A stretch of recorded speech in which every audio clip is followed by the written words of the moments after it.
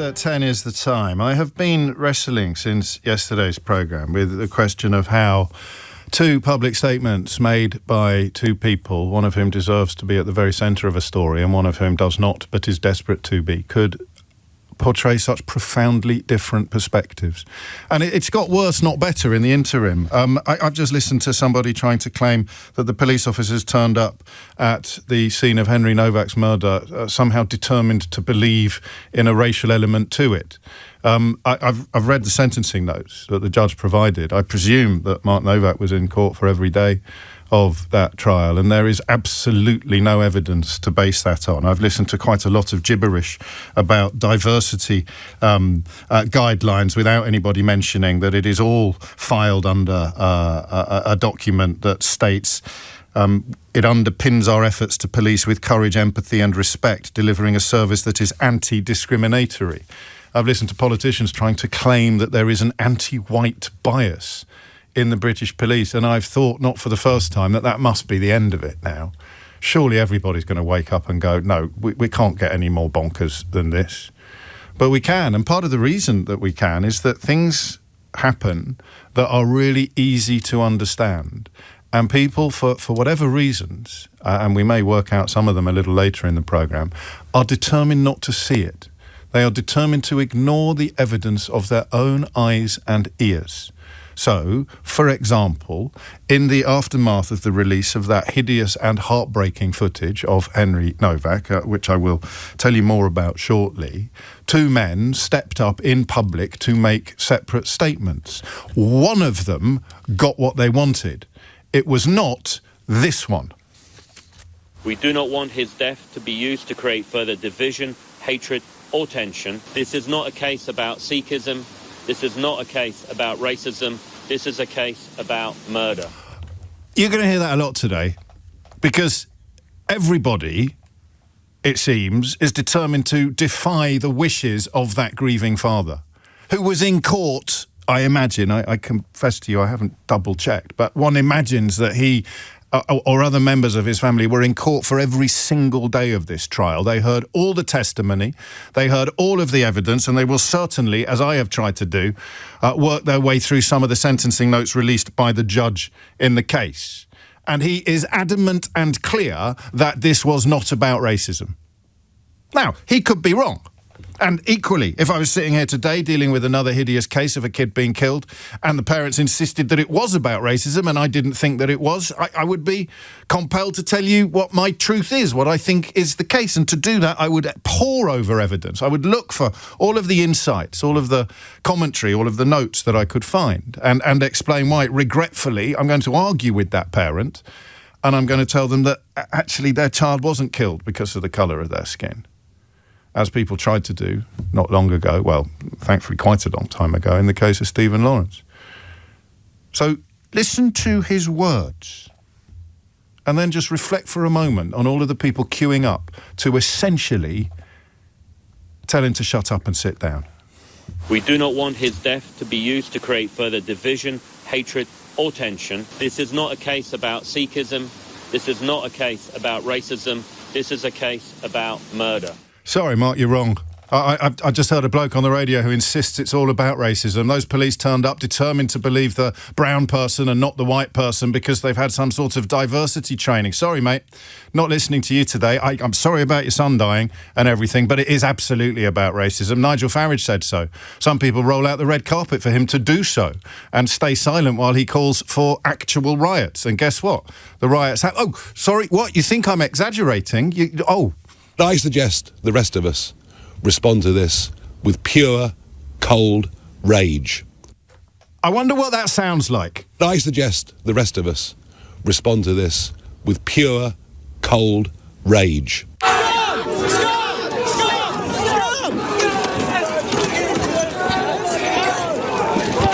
Stop!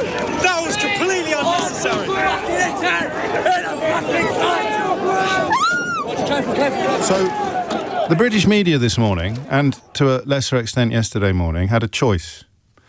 They had a very clear and simple choice. The British political establishment had a very clear and simple choice. They could either take the side of this man We do not want his death to be used to create further division, hatred, or tension. This is not a case about Sikhism. This is not a case about racism. This is a case about murder. Or they could side with this man. I suggest the rest of us respond to this with pure, cold rage. And you can tell from the front pages, from the commentary, from the lies, from the ignorance that they have largely, if not almost entirely, decided to side with the second man, which is extraordinary. And just while I'm getting things off my chest, and this is an entirely futile plea, can we take Henry's name out of the mouths of these people?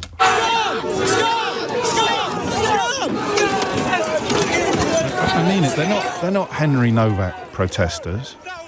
They're not there to pursue any sort of cause. They are acting in direct contradiction of his own father's plea.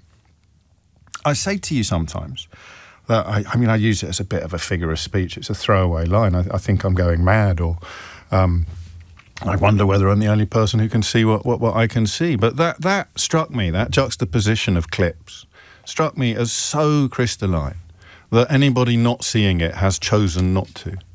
Anybody not seeing it has chosen to insult Henry Novak's memory, to defy the expressed wishes of his father, and to side instead with a serial liar and rancid racist, whose desperation for riots yesterday was as clear as it was in the immediate aftermath of the Southport murders, when he spread and helped to amplify all sorts of lies and nonsense. So it's not about him today. It's actually in large part about the media.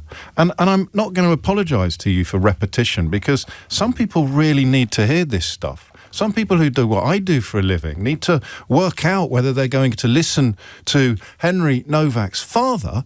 We do not want his death to be used to create further division, hatred, or tension. This is not a case about Sikhism. This is not a case about racism. This is a case about murder.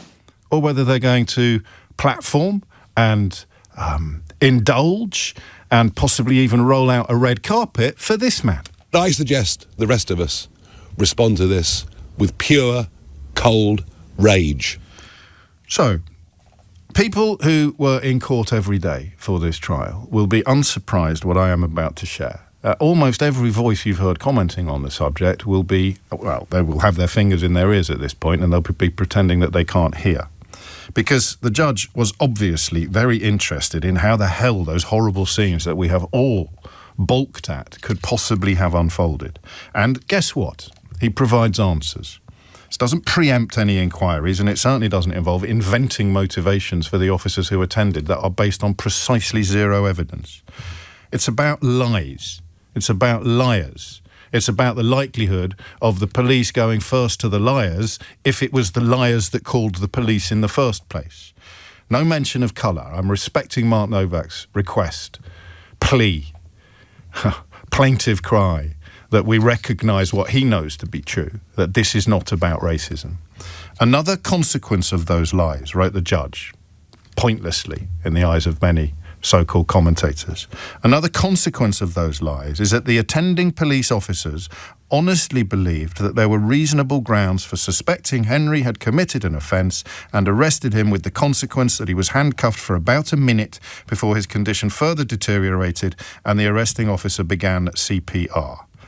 The police were given a convincing but wholly false narrative of the incident. It was dark and Henry was wearing a dark top. The entry damage caused by the knife through it would not have been obvious. Whilst there was visible blood on Henry, it would not have clearly been seen coming from that wound, and the clearly visible facial wound was not life-threatening. Henry was complaining that he had been stabbed and was struggling to breathe, but that would not have necessarily told the officers how serious the situation had become. It is the experience of the criminal courts that sometimes someone arrested and handcuffed will feign injury in the hope they may be released. These police officers were faced with having to make quick decisions in pressurised circumstances about the best way to act. The genuine shock to the particular police officer when he realised that he had been giving CPR to Henry when he had a serious chest wound tends to show that he was doing his best in a very difficult situation. no mention of race, no mention of Sikhism, no mention of ethnicity, no mention of bias against white people. Bias against white people from British police services. That is the moment when you realise something very, very dark and very, very ugly is happening in this country. Because they are ignoring the express wishes of a dead boy's father and jumping instead upon a bandwagon assembled by various bigots and criminals and pretending to believe that being white in this country somehow marks you out for negative discrimination. Do you know the language of these documents that everybody is pretending to either have read or to be cross about isn't even particularly provocative or inflammatory. 2023, Hampshire and Isle of Wight Constabulary published a race action plan. Do you want to know why police services had to publish race action plans? Because police officers have, for decades, been demonstrably and routinely racist towards suspects and members of the public. That's not an opinion, that's counting. I think Hampshire and Isle of Wight, is it 96% white? I think Andy Hughes said, yeah, how does that even work? A 96% white police force is anti-white. Yeah, well done. Anyway, it published a race action plan setting out a clear commitment to nurture an ethical and inclusive culture. This is what they're cross about. The people inventing utterly bogus motives for the actions of those police officers don't want to live in a country where the police have a clear commitment to nurture an ethical and inclusive culture that would, and I quote, underpin our efforts to police with courage, empathy and respect, delivering a service that is anti-discriminatory. Now, I want these police to be investigated. I, like you, watch that footage and don't actually come away from the sentencing notes convinced that the police officers involved could not have helped what happened. That's what investigations are for. But I think it's time somebody pointed out that the suggestion, or indeed the insistence, that what happened to Henry Novak happened because of the colour of his skin or the colour of his perpetrator's skin is right now entirely without foundation.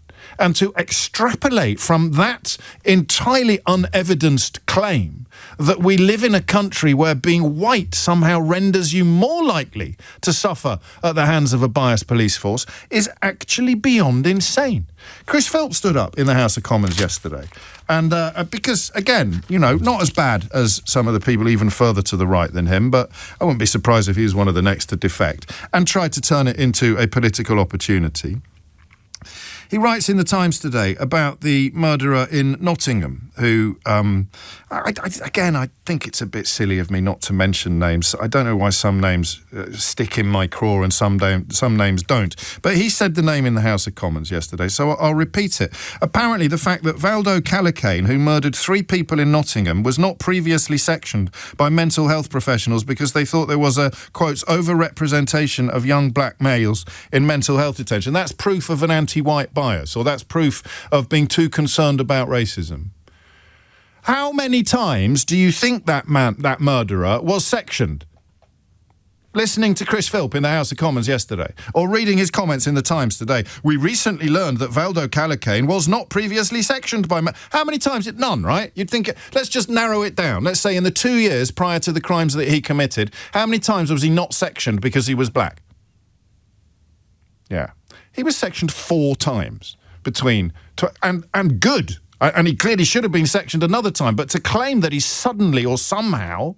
Actually, I shouldn't even have said that. I wasn't part of the assessment process. But you have senior politicians standing up in the House of Commons failing to mention that this bloke who apparently didn't get sectioned because he was black got sectioned 4 times in the previous 2 years. You turn then to the Southport murderers, where one teacher at some point in his past, and this is a man who was protected to a, in my view, borderline criminal degree by his own parents, one teacher was supposedly told that the depiction of him or the warning that he might be a danger was potentially racist or indulging in racial stereotyping. But it didn't stop him being excluded from school.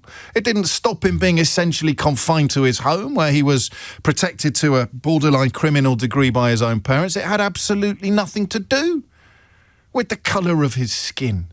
I'm looking for other examples of this bias. So inevitably I turn to the Daily Mail and I read the frankly ridiculous Sarah Vine citing the horrors of the Manchester Arena terror attack and mentioning one security guard who apparently thought the bomber looked dodgy but didn't say anything because he was worried about being called racist.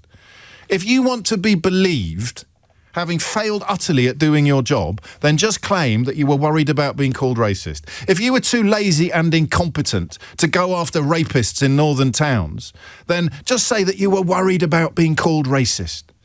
Because these people will line up to support you. They will believe you, but they won't believe people who are actual victims of racism. So I want a little bit of help this morning. I should give you some breaking news, actually. 11 officers and 1 police dog injured last night after violent clashes in Southampton. Do you think that rage was pure enough, Nigel? Was that rage cold enough for you? Or do you want a little bit more like you got last time? Do you want some hotels to be set on fire? Maybe some police barracks? Do we still have police barracks? Maybe find a police officer when they're off duty and just attack them. Would that be pure enough for you, Nigel? Would that be cold enough for you?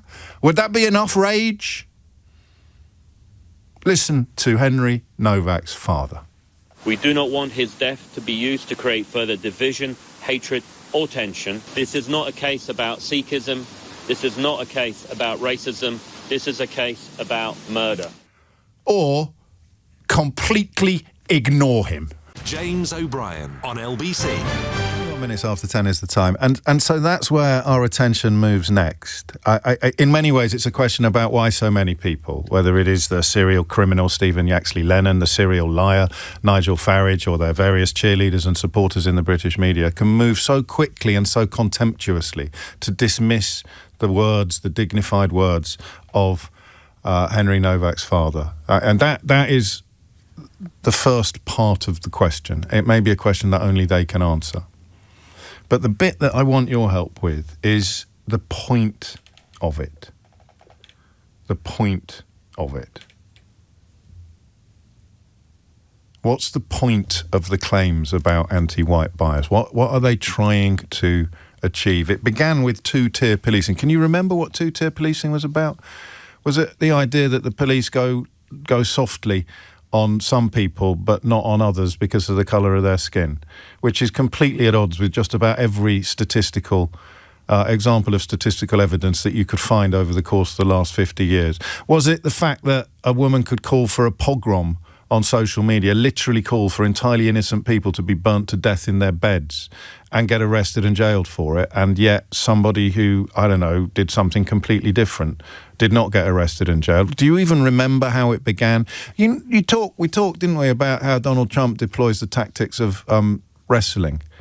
You spare people the difficulty of thinking in wrestling. You just give them something to cheer and you give them something to boo. And you give it to them so neat and so pure and possibly cold that they don't have to stop to think about anything. Just shout two-tier Keir at the top of your voice. Do not, for goodness sake, let anybody ask you to explain yourself. They're not funny anymore, those vox pops, are they? When people stick a microphone in front of somebody chanting slogans like that and they haven't got the first idea what they're actually talking about or protesting about, any more than they could tell you why they cheer on that wrestler and they boo that wrestler. But it takes hold of a population and people who I spent almost all of my career thinking would know better and do better. Who else is thinking of that Who Goes Nazi article in Harper's Magazine this morning? You spend your entire career thinking people would do better and would know better, and it turns out that they don't. It turns out that they don't. They listen to Mark Novak's words and they go, yeah, sorry, pal. Here's Uncle Nigel with his cold, pure rage. So what's the next bit about? Because I don't know.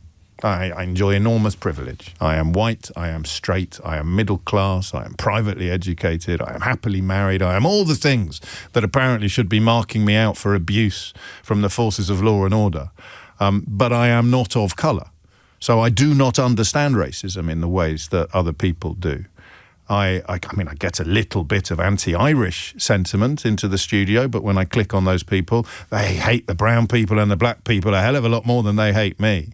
So what is this bit of the move about? What's this bit of the grift all about? You can tell how pathetic it is by the examples that they cite. Let's claim a man wasn't sectioned because he was black. Don't mention the fact that he was sectioned 4 times. 4 times in 2 years previous to his hideous offences. Let's not mention the fact that the judge, never mind the father of the victim, has made it clear that race played no part in this story.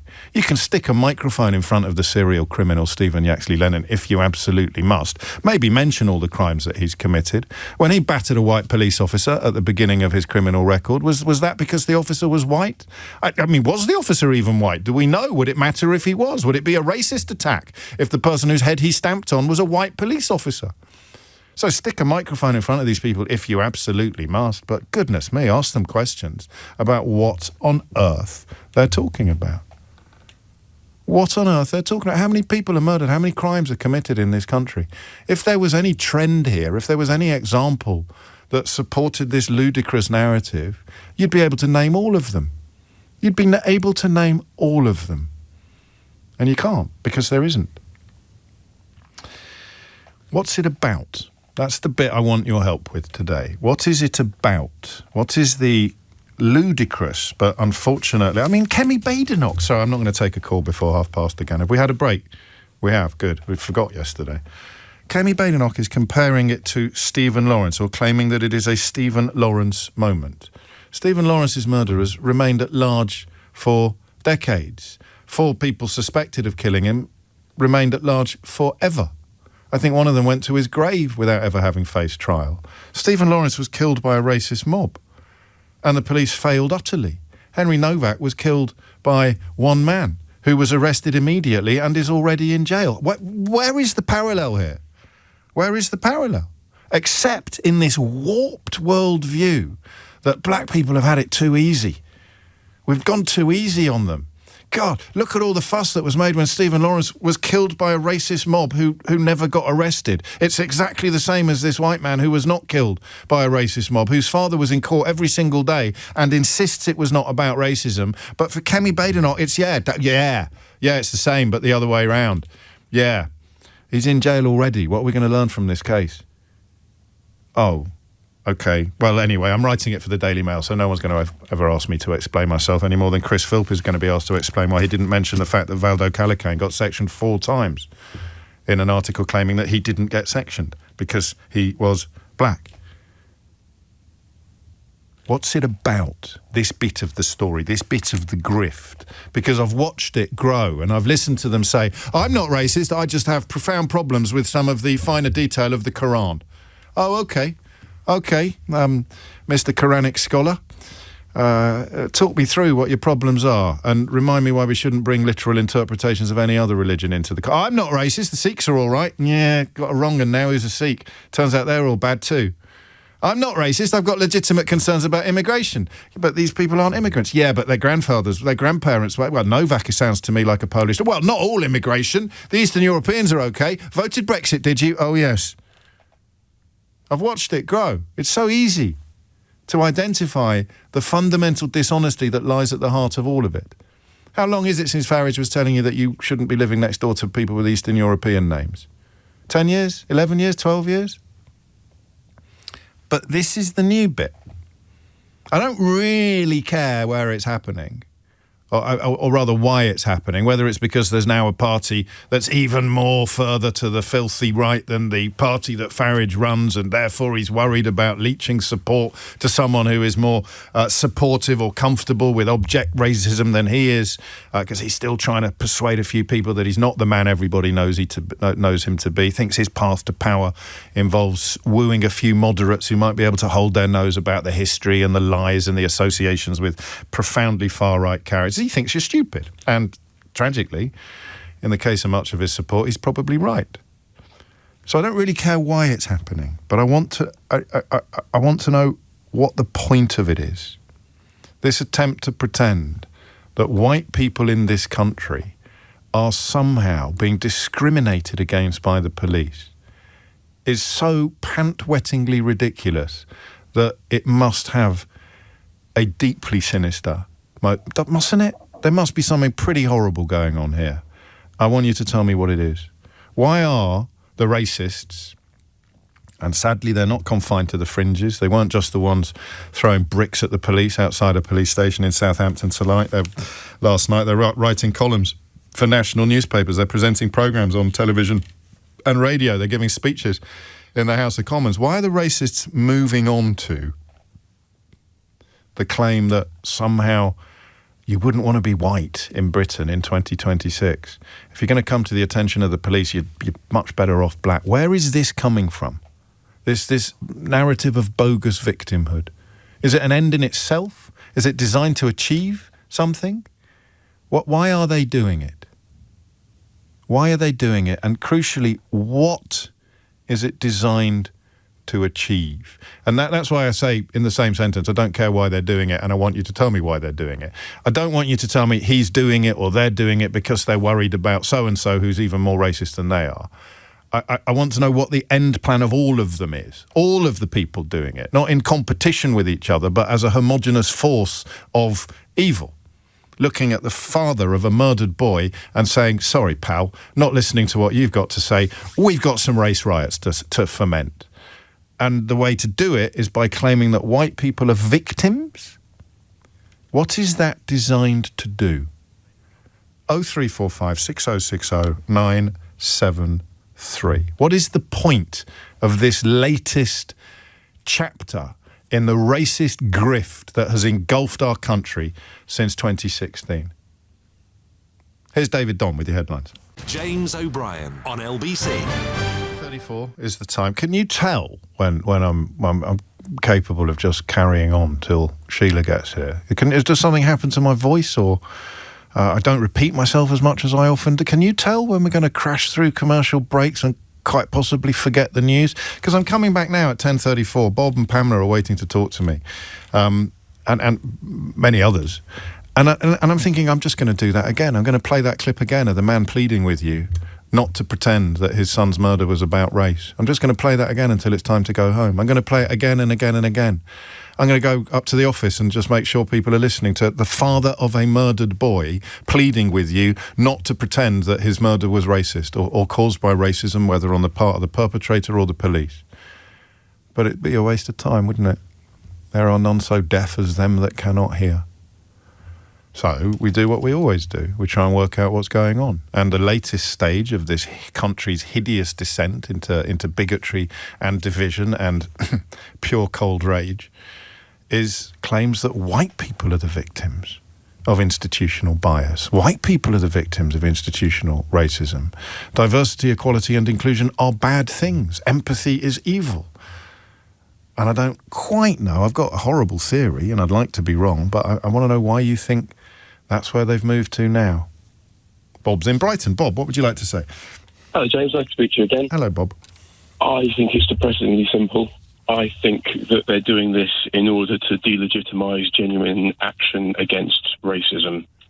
I think it's like if they can push a narrative that the police are institutionally racist against white people, and we've had a history of the police being proven to be institutionally racist against other groups, then essentially the police are institutionally racist against all groups, and then there's no institutional racism, so we don't have to worry about that And anymore. how do they benefit from that? Because it would mean that every allegation and every accusation of racism is automatically, at the very least, suspect and quite probably bogus. Because this murdering criminal lied about being a victim of racism. Let's just recognise that they're all lying. Yeah, I think it's more about how the police are handling themselves. I think you've got a grievance point being pushed here. What's the grievance? Well, if you could find someone outside that police station last night who wasn't off their nut and actually ask them to explain themselves and ask them what their grievance was and ask them why they'd chosen to explicitly and violently ignore the polite and dignified request of Henry Novak's father and have the audacity to chant his name outside a police station in direct and contemptuous disregard of what he'd actually called for, what would they say their grievance was? I know why Stephen Yaxley Lennon has got a grievance against the police. They keep arresting him for crimes. But what about the rest of them? No, I don't think there's a legitimate grievance. I think there's a grifted grievance. But what would they say? What is the grifter grievance? Well, these are largely people that are probably experiencing the worst of the crashing living Chris Philp crisis of living. Or no, but he's living off of the grievance that he's able to generate, isn't he? So it is. I mean, it is. Look, my life is a bit rubbish, and it must be all their fault. And also, the police are joining in by making my life worse than it would be if I was black, because all the big jobs, all the money, all the nice car, that's all gone to the black people and the brown people, and us white people have been left behind. I think that's partly of why it's got some currency with some political operators at the moment. But I think the more insidious point is that it is by claiming this thing exists when it doesn't, and using the language that we've used to talk about structural racism in the past, it is trying to delegitimize the real concerns and genuine racism, and almost whitewash that. I think that's the main point. And of course, who would be most keen to delegitimise concerns about genuine racism? Genuine racists. Well played, Bob. It's 10:38. You're listening to James O'Brien on LBC. Anyone think of any genuine racists around at the moment? Can you think of any genuine? I can't think of any genuine racists around at the moment. I suggest the rest of us respond to this with pure, cold rage. Oh, maybe I can. It's 10:39. You're listening to James O'Brien on LBC. I'm going to make a list, and I'll probably forget it or doodle all over it, but delegitimising, I need to get a pen that works first. Delegitimising is obviously part of it. I've got a horrible feeling it is actually much more and much worse than just that, but it's a starting point, isn't it? And I've got one message here saying you're part of the problem. Thanks for getting in touch and indeed for listening. Give me a ring and tell me why siding with Henry's father against people who are deliberately ignoring him and indeed, I would say, treating him with hideous contempt. Tell me why siding with the father of the dead boy is somehow making me part of the problem that we're in the business of describing. And while you're on the line, you could tell me why you've decided to side with the people who are fomenting violence and essentially, metaphorically, spitting in the face of the grieving family and their requests. The number you need is, and I'll say it slowly, 03456060973.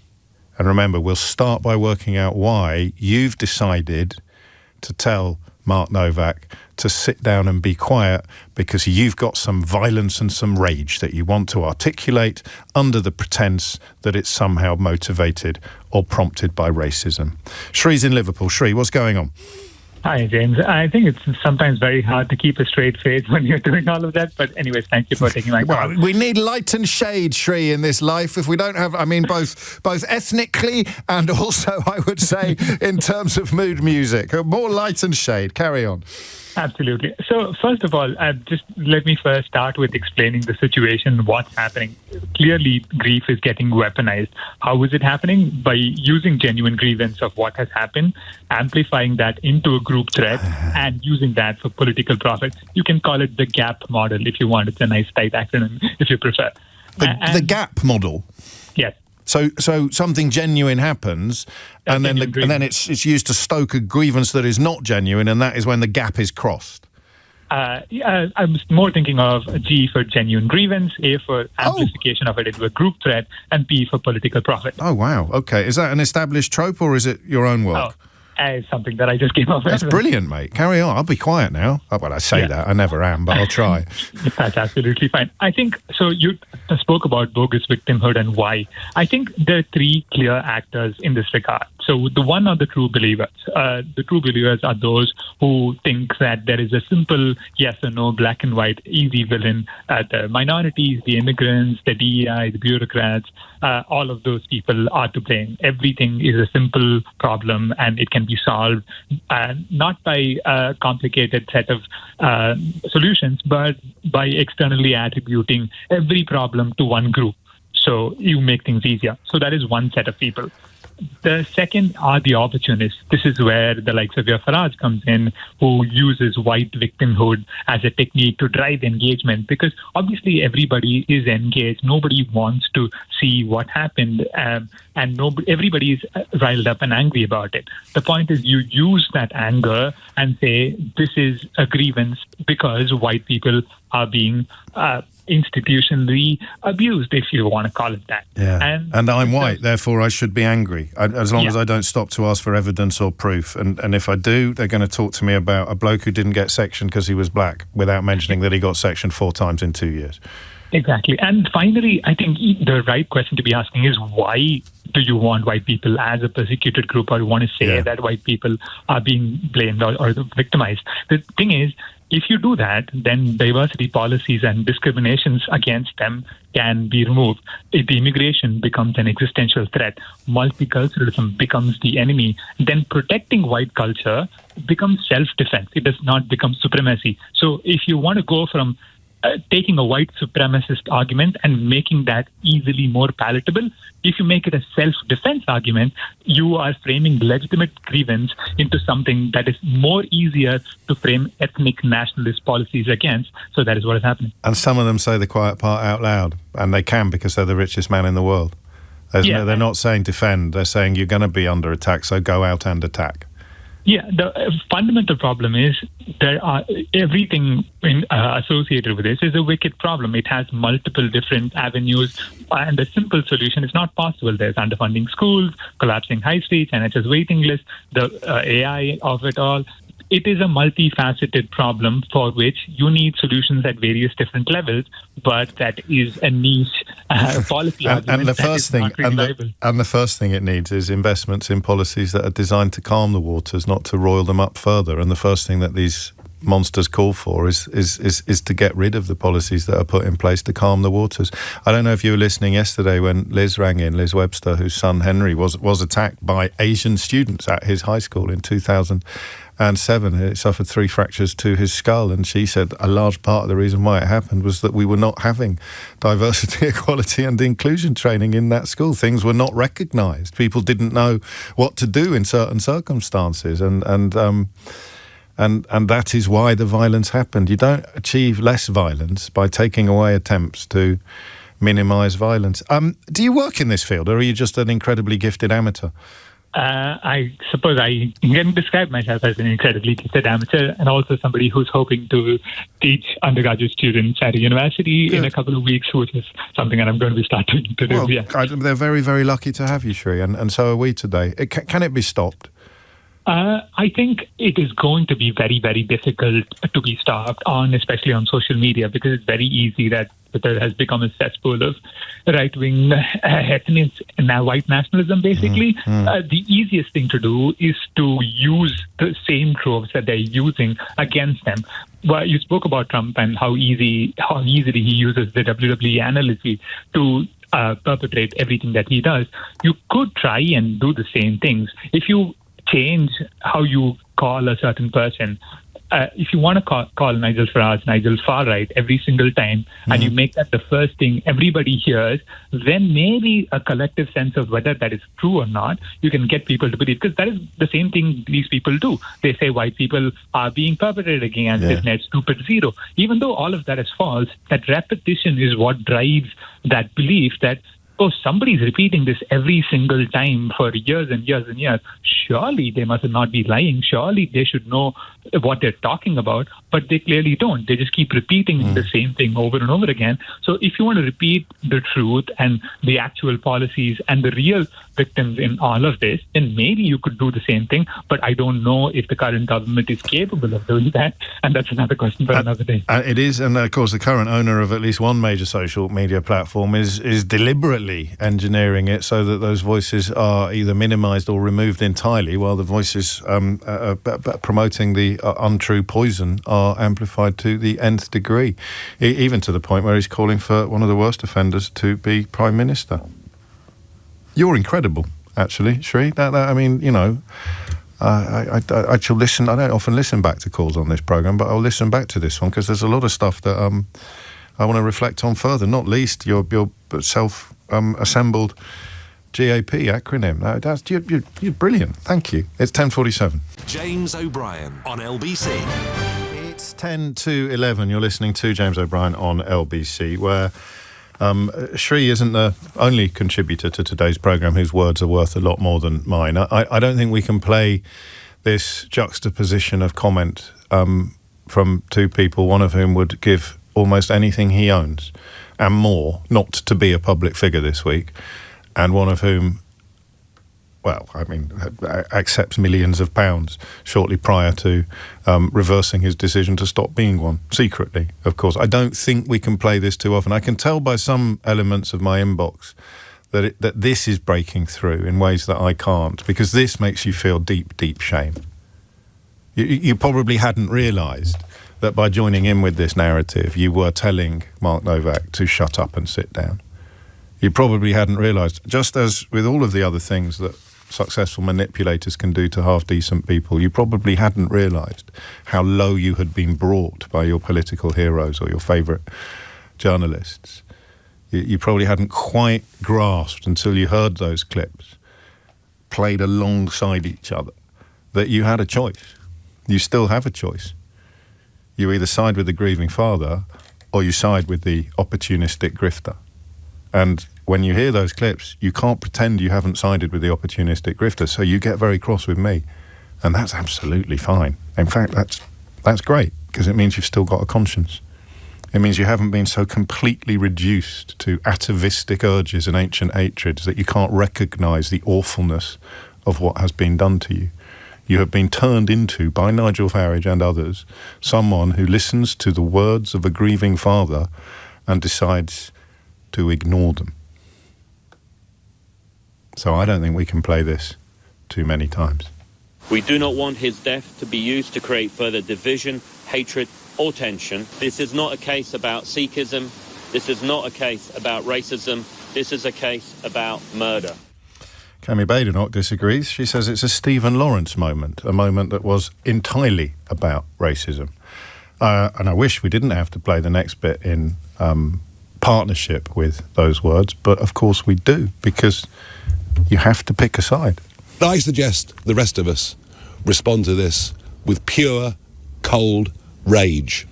Nigel Farage emerging from hiding yesterday to make statements where he was not questioned, of course, because people would immediately be asking him about the £5 million secret gift that he told nobody about. And, of course, the subsequent claims that his phone has been hacked by Russian spies. So he didn't take questions at the end of yesterday's bizarre statement. Instead, he confined himself to sort of interviews with people he was confident wouldn't ask him any difficult questions at all. But if you're wondering what pure cold rage sounds like, well, you know now.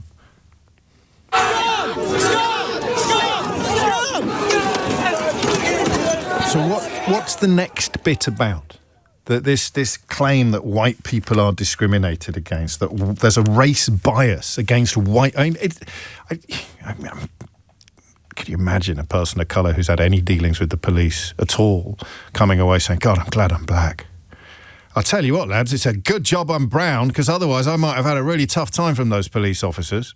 Oh, well, I think you'll find that Henry Novak's killer was brown, and I think you'll find he's serving life in prison, unlike many of the people suspected of murdering Stephen Lawrence. And if we stay with this subject in the next hour, I will ask you why on earth they are bringing Stephen and George Floyd into this conversation, because I genuinely need a little bit of help understanding that. I know the answers aren't going to be pretty or logical or sane, but they're going to help us understand what this next stage of the racist grift that all began as a way of getting us out of the European Union, ripping off the sort of concrete caps that had been put upon the wells of bile and ancient hatred by what we called at the time political correctness, rendering racism utterly unacceptable in some public spheres. You couldn't, as a politician, complain about the colour of an actor's skin in an advert for, I don't know, mops or cars. You can now. You don't get fired. Don't get disciplined. You go on the telly and say, oh, there's too many brown faces, there's too many black faces. It's all back. Political correctness, or whatever you prefer to call it, was doing an incredible job of telling these people that their vile opinions are not welcome in our society. And those barriers have been removed. Those barricades have been completely and utterly obliterated. And they're still not happy. They're not happy they're allowed to be racist again now. They're not happy that they can call for people to be burnt to death in their beds and greeted as folk heroes on social media and Reform UK Party conference platforms. They're not happy that they can publicly say there's too many brown faces on the black. They want more. And the first thing they want is an acknowledgement that it's really hard being white. in modern Britain? Why are they doing that? Pamela's in York. Pamela, what would you like to say? Really, to me, it seems like this has been engineered over time. It's far more than coincidence. The best way to control people, to get them to do what you want, is to make them fear. And we've seen it with the issue of gender. We are seeing it with people on benefits being set against those not on benefits. And it's pretty. It kind of makes me feel sick because I can tell it does. I'm sorry. I know my history, James, and I believe that we are being kind of directed away from very relevant information about certain things that mean people can work out for themselves what Mr. Farage and his friends are very likely up to. So, I suppose what we learn from history is that pivot from abuse to victimhood. Is it the pivot from being given permission to hate, and most obviously, I suppose, in 1930s Germany, Jews, although, of course, that hatred was not confined to Jewish people, being given... Did the Nazis have a narrative of victimhood? Were they... Yeah, that's the stab in the back theory, isn't it? Which, I mean, might be chronologically slightly different, but the idea that we are victims. Do you know, I nearly asked you a question I can answer. I used to do this during Brexit. If there's 100 people in a room and someone runs in and shouts, "There's a lion coming," and 52 people in the room run out at full speed, trample over each other, injure themselves. They're so desperate to get out of the room because someone has convinced them that there's a lion coming. Yeah. And 48 people remain in the room and just sit there going, "Of course there isn't a lion coming. I'm in Doncaster." Then that's the response to fear. And it's not actually the fault of the 52 people who've legged it out of the room. It's the fault of the bloke who shouted lion. James, I'm guilty of it. That I've seen certain things online, and I have bitten back, and I've kind of used some very choice language. And I think that what we've got to try and remember is the majority, up until very recently, of people in the United Kingdom are very decent individuals. Are you sure? I am sure. I think they have been played, they have been indoctrinated, because one of the things that has been pointed out that again seems to have been lost somewhere is that it has been acknowledged by GCHQ that we are currently experiencing Russian interference. Yes. We have a Reform ex-MP who was Reform MP at the time in prison for 10.5 years. He's in the Welsh Parliament, but these are just details. Yep, sorry. And yet we're still not seeing that half of these comments, in fact, it's more than that, it's apparently 80%, that are controlling narratives, feeding information and inflaming anger and resentment and fear are coming from automated bots. So what's Chris Philp doing? Why is Cammy Bader not bringing Stephen Lawrence into it? Why? I mean, I can see the people that might benefit from Russian interference. It's quite easy to spot, as you say. They have mentored Russian spies in the past, and they've sort of hung out with Russian ambassadors while claiming that they'd never met them. And they take millions and millions of pounds secretly from God knows how many oligarchs and billionaires, because, of course, the point is that they do it secretly. But why would Chris Philp be joining in with this? I have to be very careful with this answer, James. Okay, well, don't libel anybody and don't swear, but apart from that, you're golden. I would just say, hypothetically speaking, 14 years of Tories, most of which, hypothetically speaking, could now be in reform, with a few stragglers, concerns me very deeply. Okay, so it is, I mean, a part of the, not just the process of radicalisation, but also of denial of responsibility for all the things that are bad, being incredibly facilitated by blaming it all on, well, foreigners on a Monday and police officers on a Tuesday. And, of course... Yes, well... Go on. Sorry, James, that's the other thing. The other kind of technique from last century that we all know about is you destabilise, you weaken, you ridicule, every system that we have, every bit of infrastructure, and we've heard that word, James, our infrastructure is being attacked. We have had that stated to us. But not just by foreign actors. Paul Dacre was attacking High Court judges during Brexit. Yeah. Enemies of the people. Yeah. I mean, the only word of caution I offer up to your analysis is that I'm not quite sure how significant a role some of these online bots and agents and St. Petersburg factories actually play in the... I mean, it's chicken and egg for me, because if you've got the editor of the Daily Mail attacking High Court judges in a way that members of Adolf Hitler's inner circle would have been proud of, why do you need all these Russian funded organisations or individuals doing their work for them? And I'm not saying one exists and the other doesn't. They definitely both exist. But I think because of my age, I'm more interested still in the people who I would once have sat next to in an office or broken bread with at an event, who are now writing articles based on absolute white supremacist mythology. And I don't fully understand why. And two of the questions that are contingent upon that confusion are, why are they bringing Stephen Lawrence and George Floyd into a murder that the victim's father states has nothing to do with racism? It's another moment to reflect, isn't it? Why are they doing that? This is a genuine question, which I might attempt to answer after the news, but I would, and I know I often say this and you probably don't believe me because the evidence doesn't really support my insistence, I'd rather hear your explanation. James O'Brien on LBC. 5 minutes after 11 is the time. You are listening to James O'Brien on LBC, where I want to just establish something for you that is, again, something that you probably haven't noticed yourself, and that's fine because I get paid to do this and you don't. So Chris Philp, Shadow Home Secretary, although one of the people that have given Nigel Farage's party a lot of money and being rewarded with a job, also calls himself Shadow Home Secretary, I think. So it's hard to tell these days. Honestly, you wait ages for one Shadow Home Secretary to come along and then two come along at once.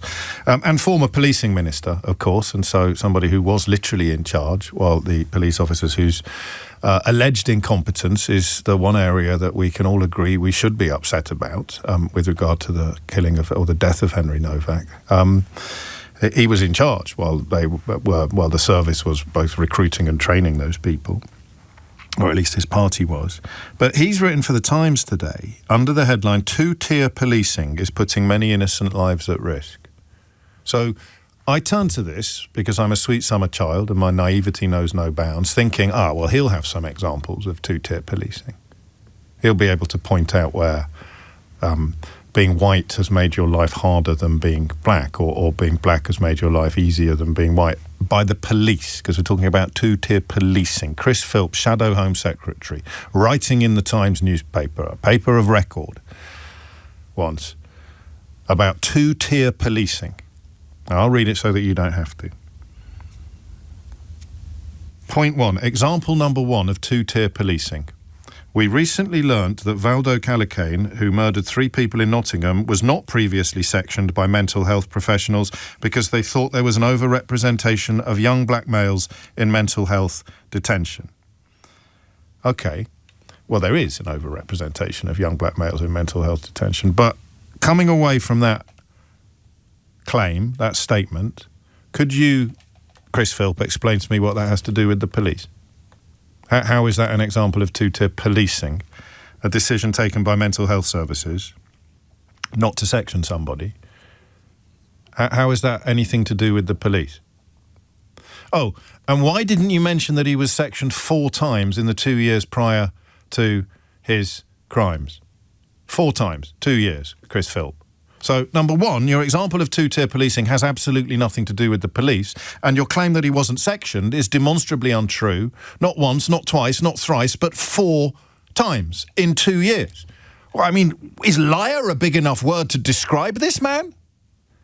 I've written an article about two-tier policing. How many examples of two-tier policing do you provide? Well, so far none. Let's go on. I don't want to say his name. The Southport killer's head teacher was accused of racial stereotyping by pointing out the risk he posed. Okay, where are the police involved in that process? And this is the head teacher of a school from which he was subsequently expelled, right? So, obviously the risk that he posed was both acknowledged and dealt with. But hey, while I've got you, Chris, Where's the police's involvement in this process? How is this evidence of two-tier policing, Chris Philp? You've given me an example of a man who wasn't sectioned, but was 4 times, and the decision on the 5th occasion not to do so was absolutely nothing to do with the police. And you've got a claim from a former head teacher that she was accused of racial stereotyping before the bloke that she was talking about was actually disciplined and expelled from the school that she ran. So where are the police involved in this, and how is it an example of two-tier anything? And that's it. Those are the examples. That's it. That's the Shadow Home Secretary claiming that two-tier policing is putting many innocent lives at risk, informing some of the fury that wasn't drug-induced that we saw outside that police station in Southampton last night. They are being told that two-tier policing is putting innocent lives at risk, so they're going to go and throw some bricks at the police. So what are the examples, Chris Philp? And why doesn't anybody ever ask you these questions when you're in their studio? What are the examples? And the article concludes, some police have been so scared of accusations of racism, they have allowed activists to hijack their policy making, and this is where it has led. Well, that must be the introduction to an article with example after example, after proof, after evidence, after evidence, after example, after proof, after evidence. Except you have provided precisely none. You ludicrous, ludicrous human. And it would be funny. It would be very, very funny if you weren't inciting and provoking and facilitating and sympathising with this.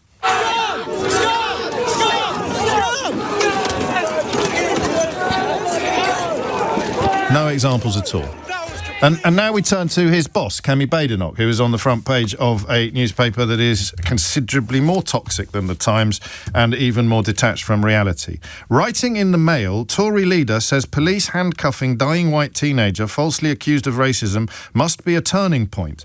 Let's turn to the judge and what he actually had to say, because if you want to say anything with absolute certainty about Kemi Badenoch, it is that she won't have done the reading. And here are the sentencing guidelines. It is the experience of the criminal courts that sometimes someone arrested and handcuffed will feign injury in the hope they may be released. These police officers were faced with having to make quick decisions in pressurised circumstances about the best way to act. The genuine shock to the particular police officer went, oh, why am I bothering? Why bother with the facts? Why bother with the people that were actually in court all day? Why bother listening, Kemi Badenoch, to the plea of Henry's father? We do not want his death to be used to create further division, hatred or tension. This is not a case about Sikhism. This is not a case about racism. This is a case about murder.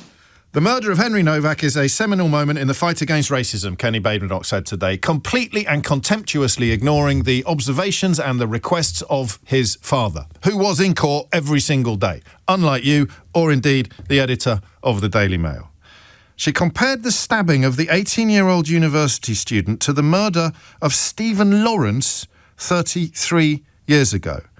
So some of the people suspected of Stephen Lawrence's killing have never been brought to justice.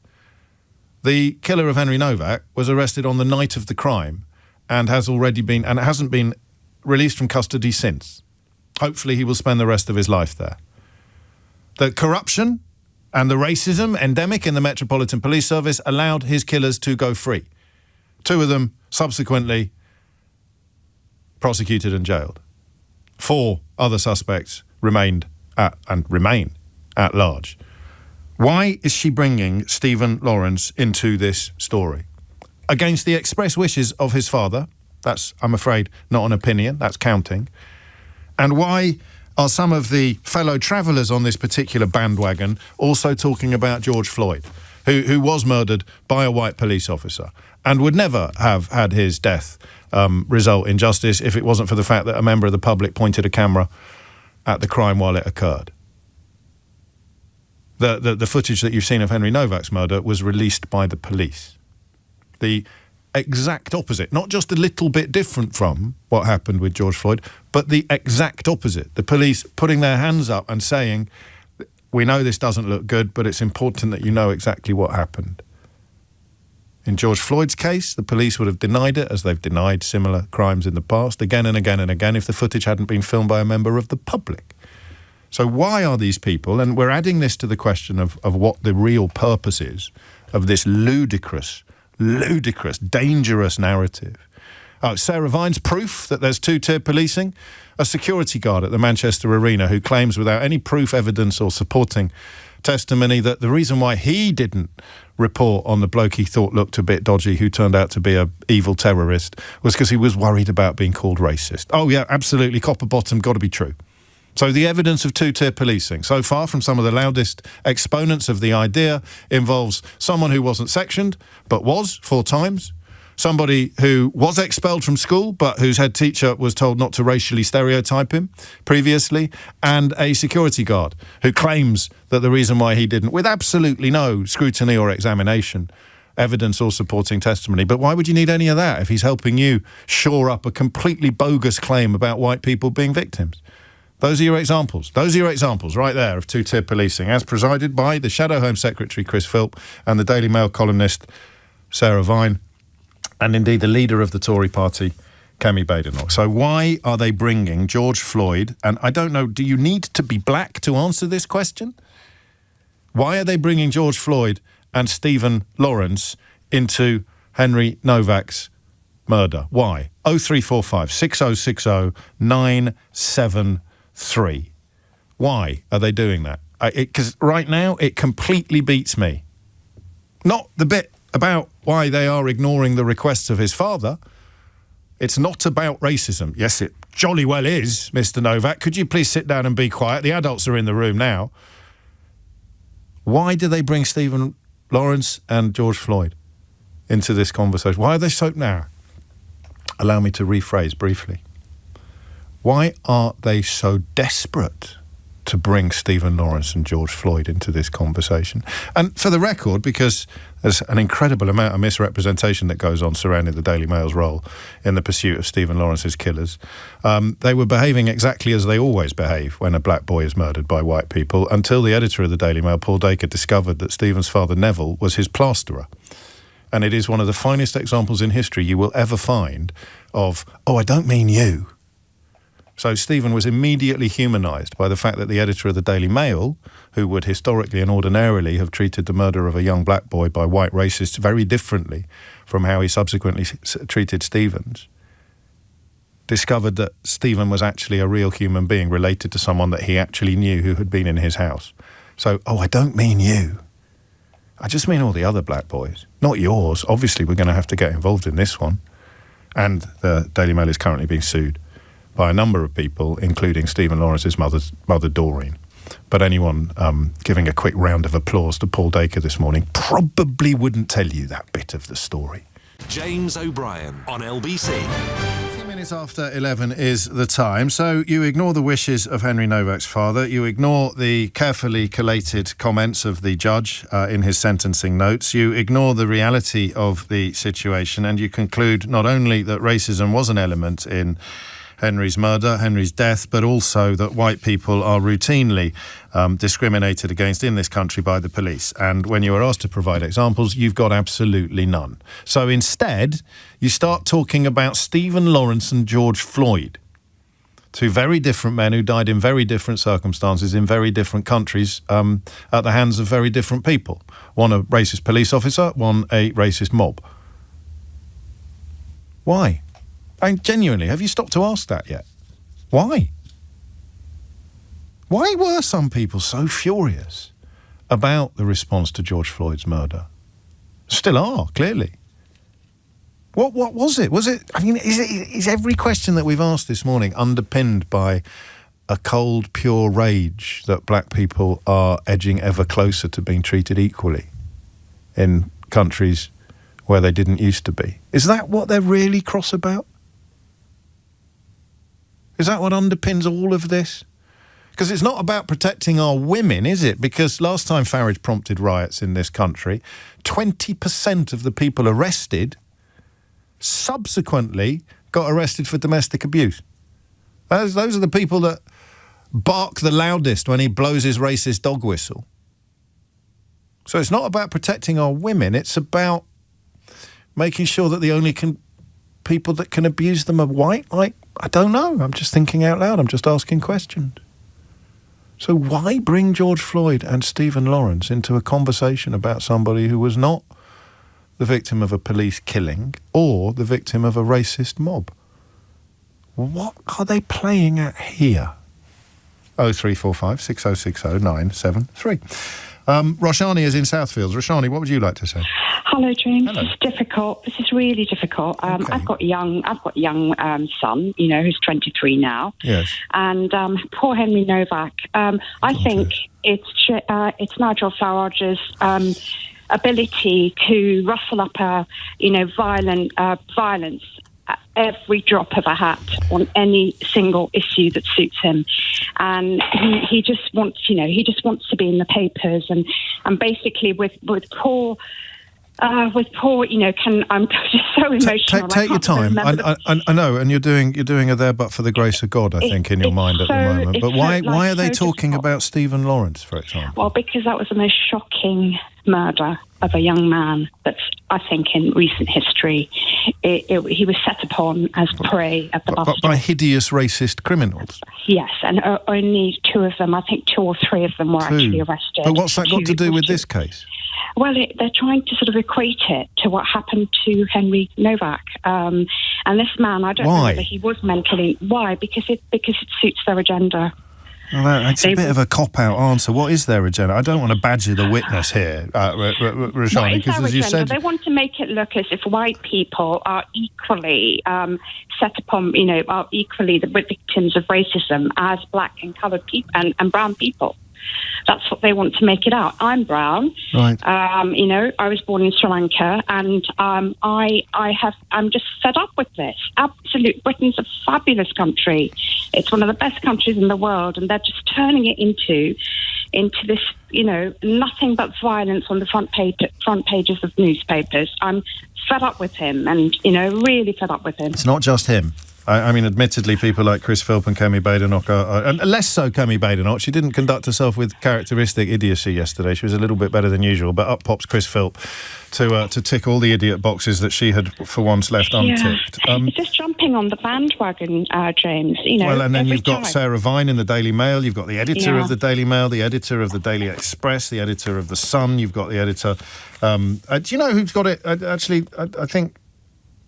No, not quite. But the Sun haven't got anywhere near as bad as anybody else. And then you have the iPaper speaking for everybody honest. Family's plea for calm ignored. That's the big takeaway from this. But I still don't fully get why they bring George Floyd into it.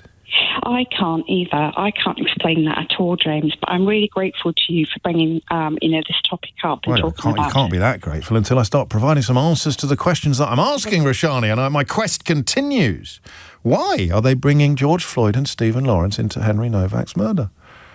A murder that was committed with no racial motive by one person, and a death that was precipitated, I think, perhaps, but not caused by any stretch of the imagination, by police bias. If it turns out there was police incompetence involved, then they must face the full force of the law, and no one would dispute that for a nanosecond.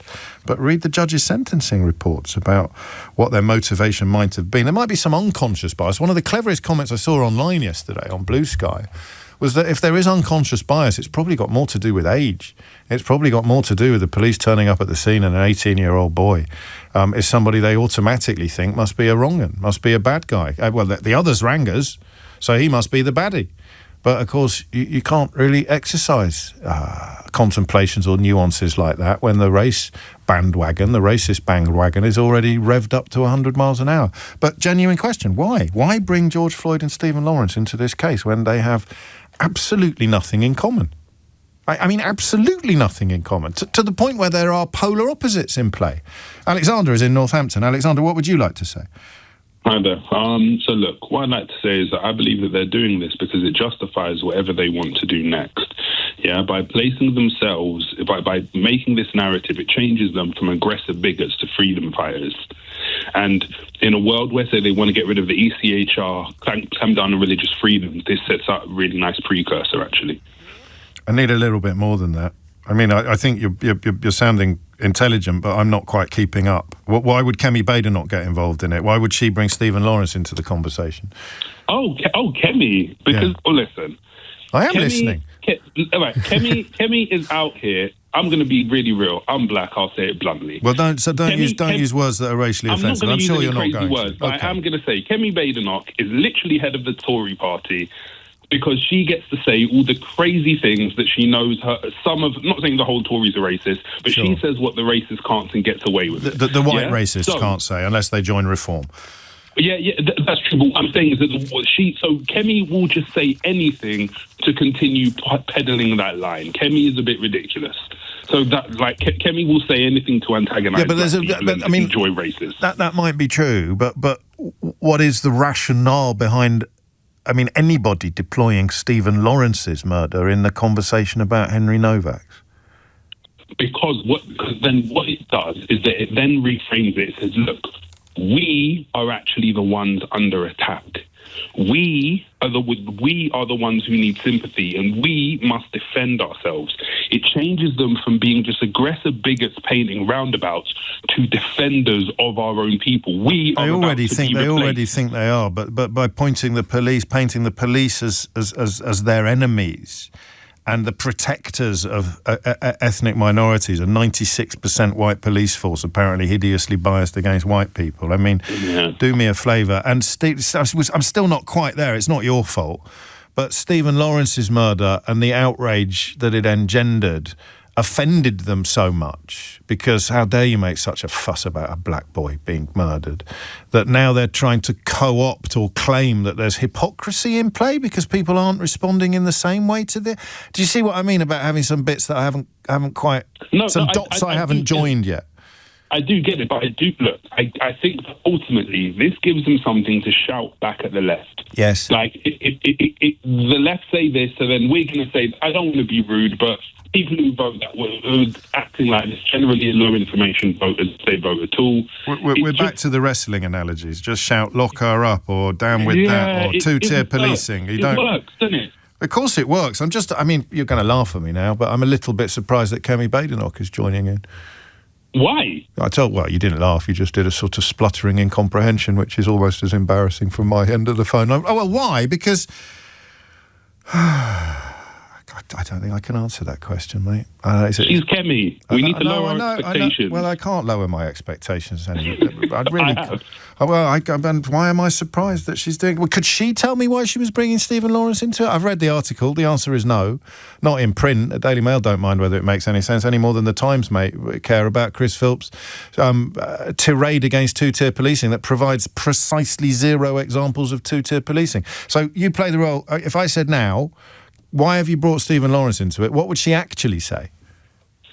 She would probably say because the wokest left agenda has taken rampage across our country, and I'm just saying the truth. The majority of people think. You're right, aren't you? She wouldn't answer the question at all. She'd just hit a few slogans and catchphrases. Yeah, few buzzword bingo. Hey. Yeah, I think you're probably right. Should we have a look at the article and see if it has got any buzzword bit? Toxic tribal politics divides our country, says Kemi Badenoch. Changing this requires brave politics. This is simply the language of the Black Lives Matter movement in reverse. Talking about Farage. That's why, I'm giving her a little bit more credit than Chris Philp. Why are they not kneeling now for Henry Novak? What does that mean? Do we know? The whole point of kneeling in the aftermath of George Floyd's murder was to say that we can no longer, as societies, treat black people as measurably and obviously inferior to white people. So is she saying that Henry Novak was killed by institutional racism engendered by centuries of discrimination and exploitation? Is she? And also the Chris Kaepernick thing, it was a whole context, right? Yeah. Look, these kind of things, while on mainstream media, right, I spent some time online. Online, in those weird corners of Twitter, etc., or X, shall I say, yeah. Kemi's statements are going to go down really well. Now that is, Pamela in York mentioned the online universe, but not from that specific angle, and I think that's probably a big part of the answer to all the questions that we ask. If you spend your life on there, this is what you think the people want. And of course, none of them, whether they are feeding these hideous monsters or whether they are the hideous monsters themselves, could answer the question of why they're bringing George Floyd or Stephen Lawrence into a conversation about Henry Novak. But Alexander's right, isn't he? If you actually pin them down and asked them, they would just talk about woke and stuff without any really substantive or meaningful explanations at all. Does it make you look forward to PMQs later today, or does it make you dread it? Oh, either way, it's coming up at 12. Here's David Don with your headlines. James O'Brien on LBC. It is 11:33, and it was probably the Casey review most recently in 2023, wasn't it? Commissioned in the wake of Sarah Everard's murder. I nearly said by a white police officer then, but I don't know, is that helpful? I don't think it is. But could you imagine if I was somehow on the hook for Sarah Everard's murder? Have we heard many people this morning being asked to condemn the violence in Southampton last night? Do I have to ask every white caller to condemn the violence in Southampton last night, do you think? Because that's how it works, right? I'm not imagining this. If there's an atrocity committed by Muslims or some civil disorder undertaken by people of colour, then you have to condemn it first. You have to condemn it. Do you condemn the actions in Southampton last night? Ask all the callers, all the commentators, all the politicians, all the journalists, do you condemn the actions in Southampton last night? Was that a little bit too much pure cold rage for you? But why would I say that the killer was white of Sarah Everard? Except to make the point that it doesn't matter. Unless you're racist, I suppose, and you think that the ethnicity of a criminal renders the crime better or worse. And that's where we are. That's what's so absolutely terrifying. Well, terrifying. It's 52% pant-wettingly ridiculous and 48% sinister. How do you feel about a murder? Could you just let me know what colour the murderer is, please? And then I'll be able to answer your question. That's where we are, isn't it? I'm not exaggerating. Could you just let me know what colour the murderer is and the victim? And then I'll be able to tell you where it sits on my outrage scale. There's been some child sexual abuse. Could you just let me know the ethnicity of the perpetrators, please, and the ethnicity of the victims, and then I'll decide how angry and upset. Then I'll decide how much I care. 2 boys have been spared jail after raping teenage girls. Are you going to call for pure cold rage? Could you just let me know what colour they are first, please? No, I'm not going to be calling for pure cold rage about this. When are you going to call for... Well, had they been immigrants or asylum seekers or just, brown British people, then I probably would be calling for pure cold rage. So the crime isn't what really concerns you. Well, of course it isn't. My core support is men that are routinely arrested for domestic abuse. 20% of the men arrested at Nigel Farage's last riots went on to be arrested for domestic abuse after they got arrested for rioting. What was he doing yesterday? Aided and abetted? ... Essentially calling for more riots. And he got them. He got them. 11:36 is the time. So why the shift now to Stephen Lawrence and George Floyd? And, I mean, you can join me in spluttering confusion, but I would absolutely love some proper flesh upon the bones of my question. It may be that Alexander's right, and it is just about, posturing, sloganeering and appealing to the sort of wrestling fan mentality on social media. You don't need reasons and evidence and explanations, James. You just need to give them something to shout. Lock her up. Or, let's go WTO. Do not ask me what any of this means, whatever you do. Let's go WTO. Two-tier Kia. Two-tier Kia. What do you mean by that? Well, don't ask me, ask Chris Philp. OK, what do you mean by that, Chris Philp? Well, I haven't got any examples of it, but the Times commissioned me to write an article under that headline anyway, so, hey, trebles all round. Just give them a slogan. Don't ask them to understand what it means. And I've got a horrible feeling that Stephen Lawrence and George Floyd are being inserted into that space. Just shout their names really loudly when you're talking about Henry Novak, because. Phil's in Bisland. Phil, what would you like to say? Hey, good morning, James, and thank you for having me on. You're very welcome. First of all, what happened last night, appalling. Absolutely you don't have appalling. to condemn it, Phil. I'm not one of those presenters. I know that everybody decent finds it disgusting, regardless of what their ethnicity or background is. Some people pretend that if you're a Muslim, you have to apologise for everything that any Muslim criminal has ever done in his life. But you're right. And thoughts and, concerns to the people who would have been terrorised by those events on their doorstep, and, of course, to the human beings and the dog who were attacked. Absolutely. Yeah, I mean, from Kemi Badenoch's side, she's just trying to score political points now. She doesn't have much to say anyway, in my view. But if you told that woman that night was dark, she'd say it was light. If Labour said night was dark, she'd say it was daylight. She'd say it was light. There's a sort of really weird tribalism there. But I still give her the benefit of the doubt. There must be some sort of rational reason for bringing Stephen Lawrence into this conversation. Well, I think she's just trying to take an opposite view to what Farage is saying. That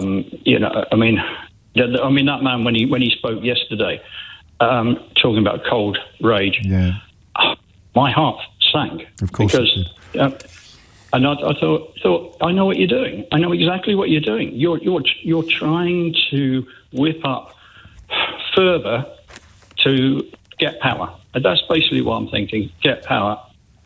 I mean, I served my country for 22 years, and I wept, almost wept when he was saying this, because it's abhorrent. And then I look back at what happened in America after Trump lost the election. And then I look back to the early 1930s, when Adolf Hitler was coming to power, demonizing parts of society to further your political aim. And that's all he wants to do. He wants to get power. He wants to turn this country into something like Trump's America or Putin's Russia. He doesn't care. He doesn't care about people. He doesn't care about anything apart from himself. And it's hideous. I can't argue with that, and I don't want to badger you. Do we have any idea why they're bringing George Floyd and Stephen Lawrence into these conversations? I mean, I appreciate your answer as she needs to do something different from him. I think they've both done it. Well, she's done Stephen Lawrence and George Floyd. He did George Floyd. Do we know why? I mean, what would be the academic, if we were in a university lecture hall, perish the thought, Phil, and the lecturer said, why do you think Kemi Badenoch cited the case of Stephen Lawrence when discussing the completely different murder of Henry Novak? What would we say?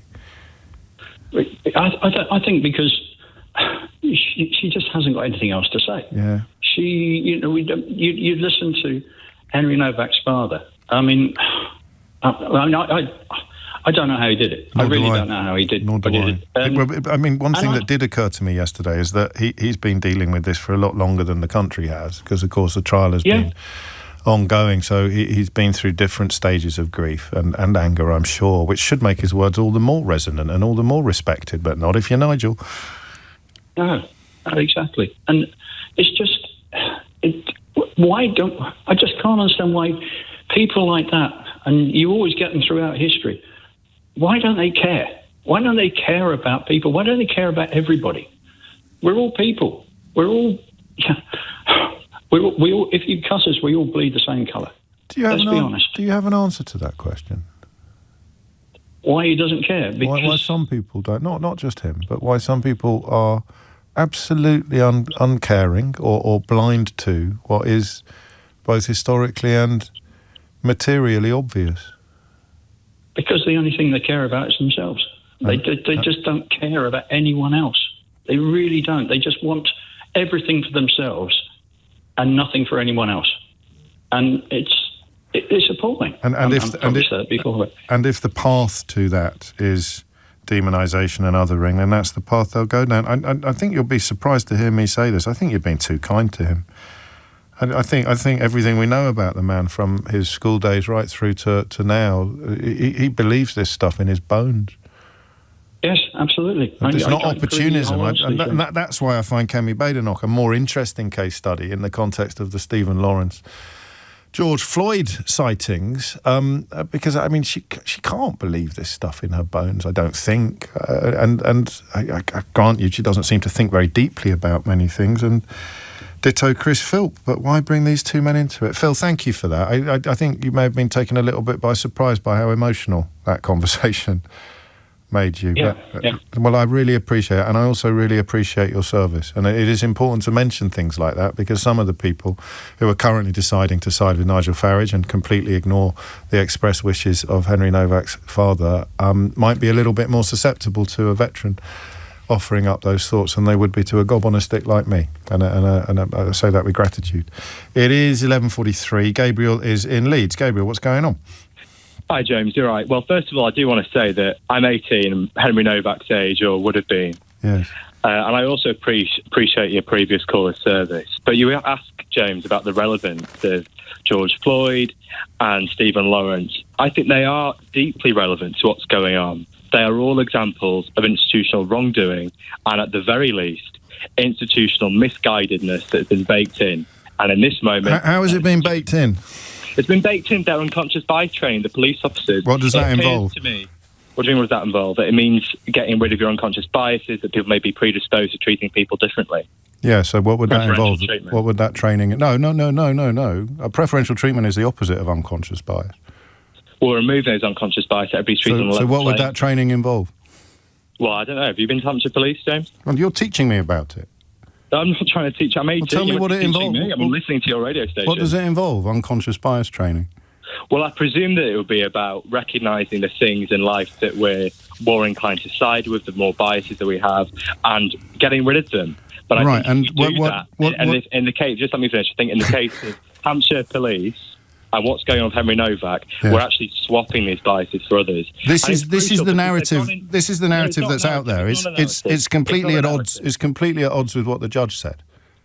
Is it at odds with that body cam footage? Yes, it is at odds with that body cam footage. I will. The police were given a convincing but wholly false narrative of the incident. It was dark and Henry was wearing a dark top. The entry damage caused by the knife through it would not have been obvious. Whilst there was visible blood on Henry, it would not have been. This is what the judge said, Gabriel. I've read the This is what the actual judge. Oh, you've read it, have you? So I have read it. Where did he mention unconscious bias? He doesn't mention unconscious bias because, because he's assessing if Bikram was guilty of murder, which he was. No, he's also looking at the consequence of those lies. Is that well, you tell me what he said because you've read it. Well, I've read bits of it. He doesn't mention. Well, tell me what this bit says. Another consequence of those lies is that the attending police officers honestly believed that there were reasonable grounds for suspecting Henry had committed an offence and arrested him with the consequences. This is fantastic. You haven't read it and you don't care what he said. James, I care about what people say. The only people that don't seem to be caring are people like you, actually, in this moment. You haven't read what the judge said, and you don't care what he said. What about what Henry's father said about not... Henry's father made a really... Let's remind ourselves what he said, OK? We do not want his death to be used to create further division, hatred or tension. This is not a case about Sikhism. This is not a case about racism. This is a case about murder. Unconscious bias addresses racism, right? I'd say so in this instance, yeah. So you think he's wrong? It is about racism? Well, it can be... I think in this moment it is both, because I So you think he's wrong, because he categorically said it isn't? Gabriel, we can keep saying each other's names, but eventually you'll have to answer my question. Listen to it again, because I think you're confused. We do not want his death to be used to create further division, hatred or tension. This is not a case about Sikhism. This is not a case about racism. This is a case about murder. So it is about racism, according to you. It's about unconscious bias training, but you don't know what it involves, and you categorically don't want to hear what the judge had to say about any of that. Have I got that right? No, I think that dissection of what my comments is inaccurate. Well, happily, we'll be able to clip it up, stick it on the internet, and you'll be able to listen back to it yourself. James O'Brien on LBC. 10 to 12, you are listening to James O'Brien on LBC. PMQ's just around the corner. Let me make something a little clear. I'm sure I don't need to, but just for the avoidance of doubt. If you claim that you've read the sentencing comments that a judge has given in a case, and you clearly haven't, you insult my listeners. If you cite phrases like unconscious bias training when trying to defend the ludicrous conflation of a racist murder with a non-racist murder, but can't explain what unconscious bias training is or what it involves, then you insult my listeners. If you make claims that you are entirely incapable of backing up with any evidence or insight, then you insult my listeners. And sometimes my listeners might enjoy listening to you insult them and me deal with it, but you don't deserve an uninterrupted or an untrammeled platform if you come on the radio to lie about having read sentencing reports, to lie about your understanding of unconscious bias training, and to lie about some understanding of Henry Novak's murder that has been completely denied by his own father, who was in court for every single day of evidence. Just in case there's any confusion at all about that. I suppose I could have just said that in a slightly shorter version. This isn't Twitter, lads. Your lies and ignorance don't get a free pass here. Andrew's in Manchester. Andrew, what would you like to say? Well, I'd like to say that I think that the reason behind this, with the likes of Chris Philp and Kemi Badenoch, is just pure cynical desperation, really. They're trying to draw a parallel between racist murders because they know that the people they need in order to keep their party from extinction won't look very carefully at those arguments, really. I'm just not, go, do you know... oh, yeah, I see it's that, but it's the other way round. So, yeah, So you shout Stephen Lawrence or George Floyd, or you shout unconscious bias, or you shout DEI training. You imply heavily it's the white version of George Floyd, it's the white version of Stephen Lawrence. And those people that you saw in Southampton last night, they're not going to look too carefully at that argument. They're going to say, yeah, that's right, I agree. And the Tories need those people if they're going to survive. Otherwise, come the next election, they're going to be extinct. And you ignore his dad? And you totally ignore his dad, who's been through the most support, and as you say, has been in court every single day. So he knows all the minutiae of this court case. He knows exactly what happened, but that kind of information is too much for them. They don't want to know the real facts. They just want to know there's a parallel here between Stephen Lawrence, but this time it's black on white, not white on black. That's the way they want to see it. And I suppose if that is the thing that you're desperate to subscribe to, then the last thing you're going to do is be able to answer questions properly about why you're doing it. Yeah, you're not going to have the examples and the proof like you were talking about earlier with Chris Philp, because there isn't really any. But those people who you're trying to attract to vote for you as the Tories, they don't care about that anyway. They're not going to ask for the proof, are they? They're just going to go, right, and retweet it. Politically, there was a missed opportunity. I could be completely wrong about this. It happened. But I wonder what would have happened if James Cleverly had won the leadership battle. I know he's kind of joined in half-heartedly with the narrative that the Tories are punting. They're trying to do a sort of diet... So what we've got now is that other fellow who fell out with Farage, his name I can never remember, he used to be chairman of South... Rupert Lowe. So he's trying to offer the full-fat version, which portrays Farage as offering the diet version. And the full fat version is going down quite well from what I can tell, kind of near here in Makerfield, because they're on like careful careful. Yeah, no, that's fine. I think you can mention polling, but don't say anything else about an imminent by-election, because I'm not professional enough to know exactly what all the rules are. But if he's saying that Farage isn't full fat, he's diet, I'm full fat, I guess that makes the Tories zero, doesn't it? That makes them Coke zero. It makes them zero, so they're pushing hard not to be zero. The only way they can not be zero is to push themselves further and further towards that. What if they'd gone the other way? What if they'd gone the other way? Because Labour have left so much space. They had gone the other way. In my view, there's a massive void there now in politics. Yes, I agree with you.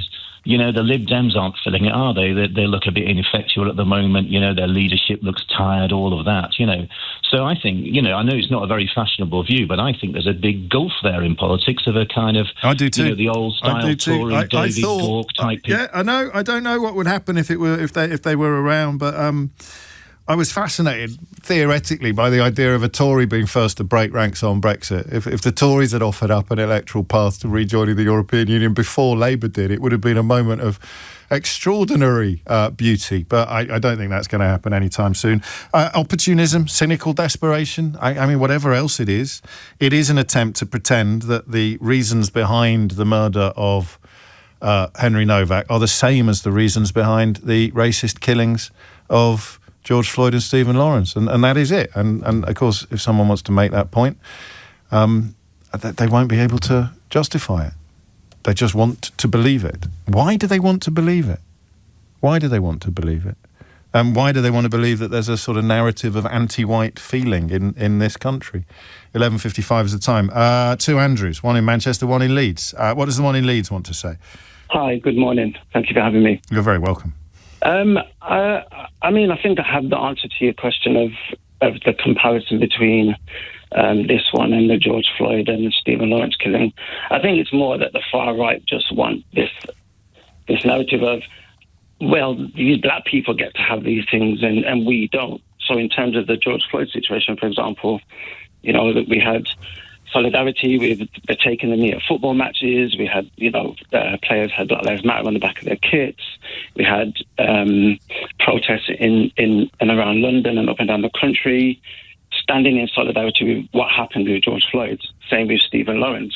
And I think with this, with what happened to Henry, I feel as though the far right want to have their moment of, well, the black people can have all these things, where's ours? So the facts of the murder don't matter? No, I don't think the far right cares. This murder took place in December last year. Yes. And it's only now it's come to light. Yeah, but that's because of the footage. That's not because of the passage of time. But the facts of the case don't matter. And of course the facts of the case are what Mark Novak is drawing on when he says to us that it was not about racism, it was not about Sikhism, it was not about immigration, it was not about any of the things that the far right desperately want it to be about. And if you want it to be about that, then you can draw a parallel with Stephen Lawrence, and the point becomes, how dare black people get this kind of response when one of their own is killed and white people don't, which of course isn't true. I suppose we'd have to live in a completely different country for a white person to be the victim of a 96% black police force discriminating against and killing them. Why is Kemi Bader not joining in? I mean, to be honest, I don't really pay much attention to her. Her voice annoys me. She annoys me. I don't know what I'm cursed with, but I find it really interesting. I just think she's one of those people that, like a previous caller said, I just think she's the face of the people who can't say what they want to say and need someone to say what they want to say. Yeah. Whereas she can come out and say those things where you can't cross the line. I'm going to defend her ever so slightly, and I have a feeling that when she saw the Daily Mail this morning, she would have been stunned to see on the front page that she was calling it a Stephen Lawrence. I could be wrong. I'm perhaps being far too generous to her.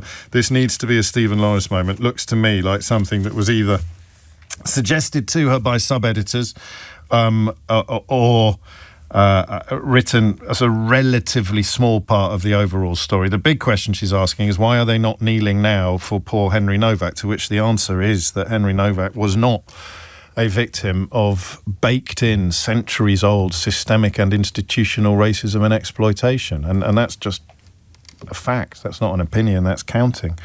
But she already knows that and doesn't need me to explain it to her. A visual like the Sarah Everard visual would have been quite nice, perhaps. I'm not suggesting that I get to tell other people how they should respond to something horrible, but if you wanted to respond peaceably and peacefully, vigils are always nice and can be very, very powerful. Sarah Everard, of course, was white, but then so was her killer, so there's no political opportunity there for Nigel Farage. PMQs is on the way. We didn't have one last week, did we? Hello.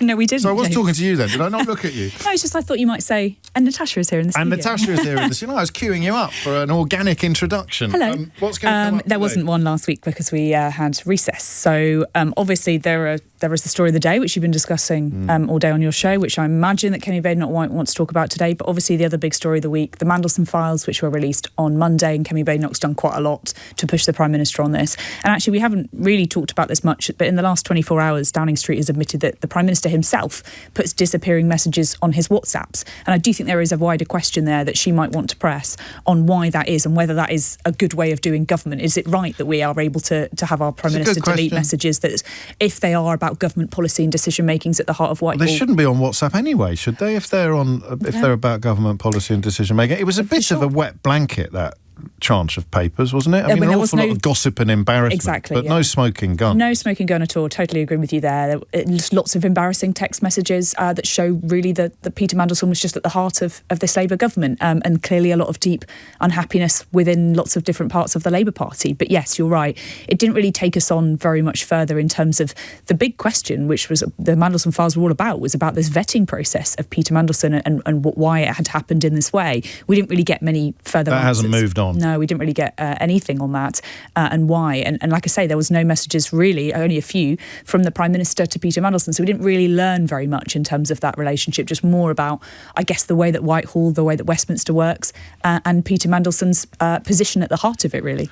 Are we likely to get any questions that are linked to the sort of overall welfare of the country and the plurality of the population? Things like the economy or health or military matters? Yeah, I'd love there to be. But I feel like maybe this isn't the week to do that, at least for in Kemi Badenoch's eyes. But yes, I think, to be fair, the government have, in the last couple of weeks, had some good news on the economy, which we discussed sort of quite a lot last week about. And on immigration. If you're opposed to immigration. Yes, but for Kemi Badenoch, I feel like she's probably not going to mention that. And she's on probably inflation. not going to say that. So probably not on that case. I bet Keir Starmer does. I bet Keir Starmer probably in mentions quick it. succession. Yeah, exactly. Immigration down, Yeah. inflation down, the economy up. He's got to give them something to cheer about, hasn't he? And obviously we're in this. Well, objectively, that is actually quite a lot to cheer about. Yeah, for sure. But not that you'd know it. But it's such an odd position that we're in this bit of a limbo where the government are kind of trying to get on with the job of governing, but still waiting to hear what's happening with Andy Burnham and his potential return to Parliament. They're playing 5G chess with what might happen with the future of the country, and at the same time, the government's saying we're getting on with it. We're doing lots of work. It's all going on in the background, but nobody really wants to listen to that. Top bet, absolute dead cert. This will definitely come up. Novak, I think. Yeah. Surely. It How has does to she be make this. political capital out of it? Well, she's already been trying. To be fair, hasn't she? And to be fair, I think Starmer's quite good on this stuff. Yeah, he was. And to be fair, it's subject to an investigation about what's going on with those police officers right now. But what we have heard from many politicians in the last 24 hours is them trying to make a political point of it, despite, as what you've been saying earlier on the show, the father of Henry deliberately trying to make sure that it's not used as a political football. It must be excellent. It must be. I mean, talk about compounding horror. Where you say, presumably, somewhat idealistically thinking, well, I'm Henry's dad. They'll listen to what I have to say. Yeah, but clearly not. And like I say, I think politicians of all colours have tried to make this about politics, and it's they've not respected that wish. Many political parties haven't done so, and I think Keir Starmer has been quite strong on this, and I don't quite see the mainstream media and everybody's not been talking about this. Well, the sentencing was only a couple of days ago. We've only just found out the extent of what's happened, the judge's sentencing remarks, as you've been discussing, and others. We have only just found out what's been going on with this case, and we still don't know what's happening with those police officers because the IPC are still looking at it. So it's still very much a live case, and the Prime Minister is probably just going to point to the fact that we don't know what happened yet. We've obviously seen that body cam footage, but we don't know the extent of what really happened that night. But we do know exactly what happened in court and what evidence was offered. But whatever you do, if you want to sustain the idea that this has anything to do with unconscious bias or racism, then do not, I repeat, do not read the judge's sentencing comments. This is the moment where I remind you that we could cross live at any moment to the House of Commons, where Keir Starmer is about to receive, currently making a statement, of course, and providing some further detail on that helicopter crash, and indeed paying his respects to Henry Novak. I imagine, because he's a better man than I am, resisting the temptation to say that one of the only and best ways in which you could properly pay your respects to Henry Novak would be by respecting the wishes of his family at this time, but I guess that ship has sailed for an awful lot of people. 4 minutes after 12 is the time. I don't know, to be honest with you. She'll kind of have to bring something up, but you've got two things that haunt Kemi Badenoch, whatever it is that she does, although to her credit, she doesn't seem to notice them most of the time. You've got the 14 years in power. I mean, Chris Philp writing comments about the police today, which are utterly unevidenced. Rich, he was policing minister exactly, for years. And Badenoch similarly will be describing problems that, if they are systemic, were in place long before Keir Starmer became Prime Minister. And on the WhatsApp stuff, you've got the other big spectre at the feast, which is the ghost of Boris Johnson. Well, exactly. There's a reason why government went onto WhatsApp, right? It all happened during Partygate, and we all vowed never to let Partygate lessons be repeated after that happened. And many people said at the time, is it really right that politicians are making all these decisions on WhatsApp? And when everyone went into lockdown, that was what was done. Everybody put government business on the phones instead. And yes, there's now questions about whether that's the right way to conduct it, and whether government phones should be used in that way to make policy and to make these really crucial decisions. And then these messages just disappear into the ether and we never see them again. What were they? I mean, this is a genuine question of curiosity. Were the conversations, because I only had a bit of a kind of scratch at the surface, were they about serious matters of government? Yeah, absolutely. They were? Yeah, they were. Lots of, in which Keir Starmer would have been involved? So it's, conversations, Pat McFadden. But serious questions Mandelson. of government. Because the stuff with Mandelson was mostly, I don't like him and he's rubbish and I'm great and he's rubbish and, and by the way, would you vote for me to be Chancellor of Oxford University? Yes, there was a lot of that. That was definitely the most dominating part of that. But yeah, there were serious questions about policy. Yes, they're talking about sort of the optics of the welfare debate. It doesn't look good. But there are discussions about how do we talk about reform? What's our messaging going to be after the local elections? How do we actually show people the narrative of this government? All quite important, I think, central to what this Labour government are trying to do, and just sort of go to the heart of this. But yes, were they making, are we going to sign off this policy, yes or no, on WhatsApp? I don't think that was happening, at least. No, that's what I was confused about. That would be, serious. Constitutional. Well, we don't know because quite a lot of it's blanked out. They couldn't say it anyway.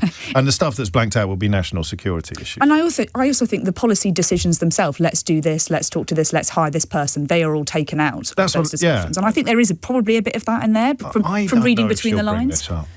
You don't know if she'll bring this up? She's probably one of the hardest politicians to predict, isn't she? Because she won't do what's logical necessarily, or even advantageous. But she forced the government to do this. Precisely, right? So you expect her to take that win, but she might not. I do a lap of honour for forcing them to release it and not mention the fact that there's nothing much in it. Yeah, but equally, this is probably her chance to do so, and chance to say, let's do this, let's go, let's talk about the revelations in these. Kemi Badenoch in the past has repeatedly liked to list things like that Pat McFadden was talking about, messages to cabinet ministers. One anonymous minister said this in the Times newspaper Pat McFadden saying all the meetings I go to are about taking money off taxpayers to give it to people on benefits. I bet you 50p she goes in on that, and now we will find out. Mr. Speaker, can I echo the Prime Minister's words on Lance Corporal James Freeman and also about the Royal Navy helicopter crash in Devon? I also want to share my deepest condolences to the family and friends of Henry Novak. The circumstances around Henry's wrongful arrest and tragic murder must be a wake-up call to the entire country and our institutions that every life matters. And it is the responsibility of everyone in this House to bring people together, not divide them. Mr. Speaker, with your permission, I would also like to take this opportunity to pay tribute to Sir Alan Hazelhurst, Lord Hazelhurst, who died on Monday. Sir Alan served Parliament for over 50 years, 8 of them in the Lords, 40 years as my predecessor as MP for Saffron Walden. And from 1970 to 1974, he was also the Member of Parliament for Middleton and Prestwich. He was respected on all sides of this House, elected multiple times as your predecessor, Deputy Speaker, before he concluded in the other place. Apart from serving his constituents, his greatest passion in Parliament, and perhaps in life, was, as you said, cricket. He was chairman of the All-Party Parliamentary Group for Cricket, a role which he encouraged me to take up and which I graciously declined, telling him I knew absolutely nothing about cricket. But I think colleagues should know that the reason Sky Sports can be found on the parliamentary TV network is because of Sir Alan's intense lobbying. There is so much to say, but I think just letting everyone know that he was a good and kind man, and he will be very much missed. My thoughts are with his wife Angela and his children Mark, David and Emma, and his grandchildren. So, Mr. Speaker, can I ask the Prime Minister, by how much has the welfare bill risen since he came to office? Mr. Speaker, can I just first thank her for her approach and her tone in relation to the Henry Novak tragic case. In relation to welfare, Mr. Speaker, as she knows, we inherited a broken system from the party opposite, and we are now improving that system.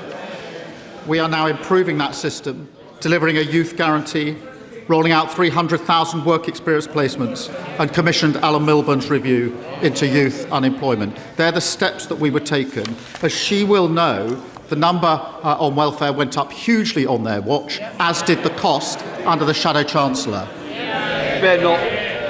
Mr. Speaker, the Prime Minister doesn't seem to know the answer, so let me tell him.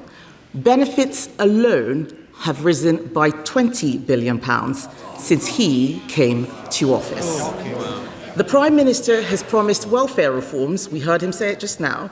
So can he tell the House, why was there no bill in the King's speech to reform welfare? Well, Mr. Speaker, welfare reform is balancing universal credit so it no longer pushes people away from work. That's what we're doing. They voted against it. Welfare reform is introducing a right to try to incentivise people to take up opportunities. That's what we're doing. They voted against it. Welfare reform is providing record funding on apprenticeships. That's what we're doing. Apprenticeship starts fell by 40% on their watch.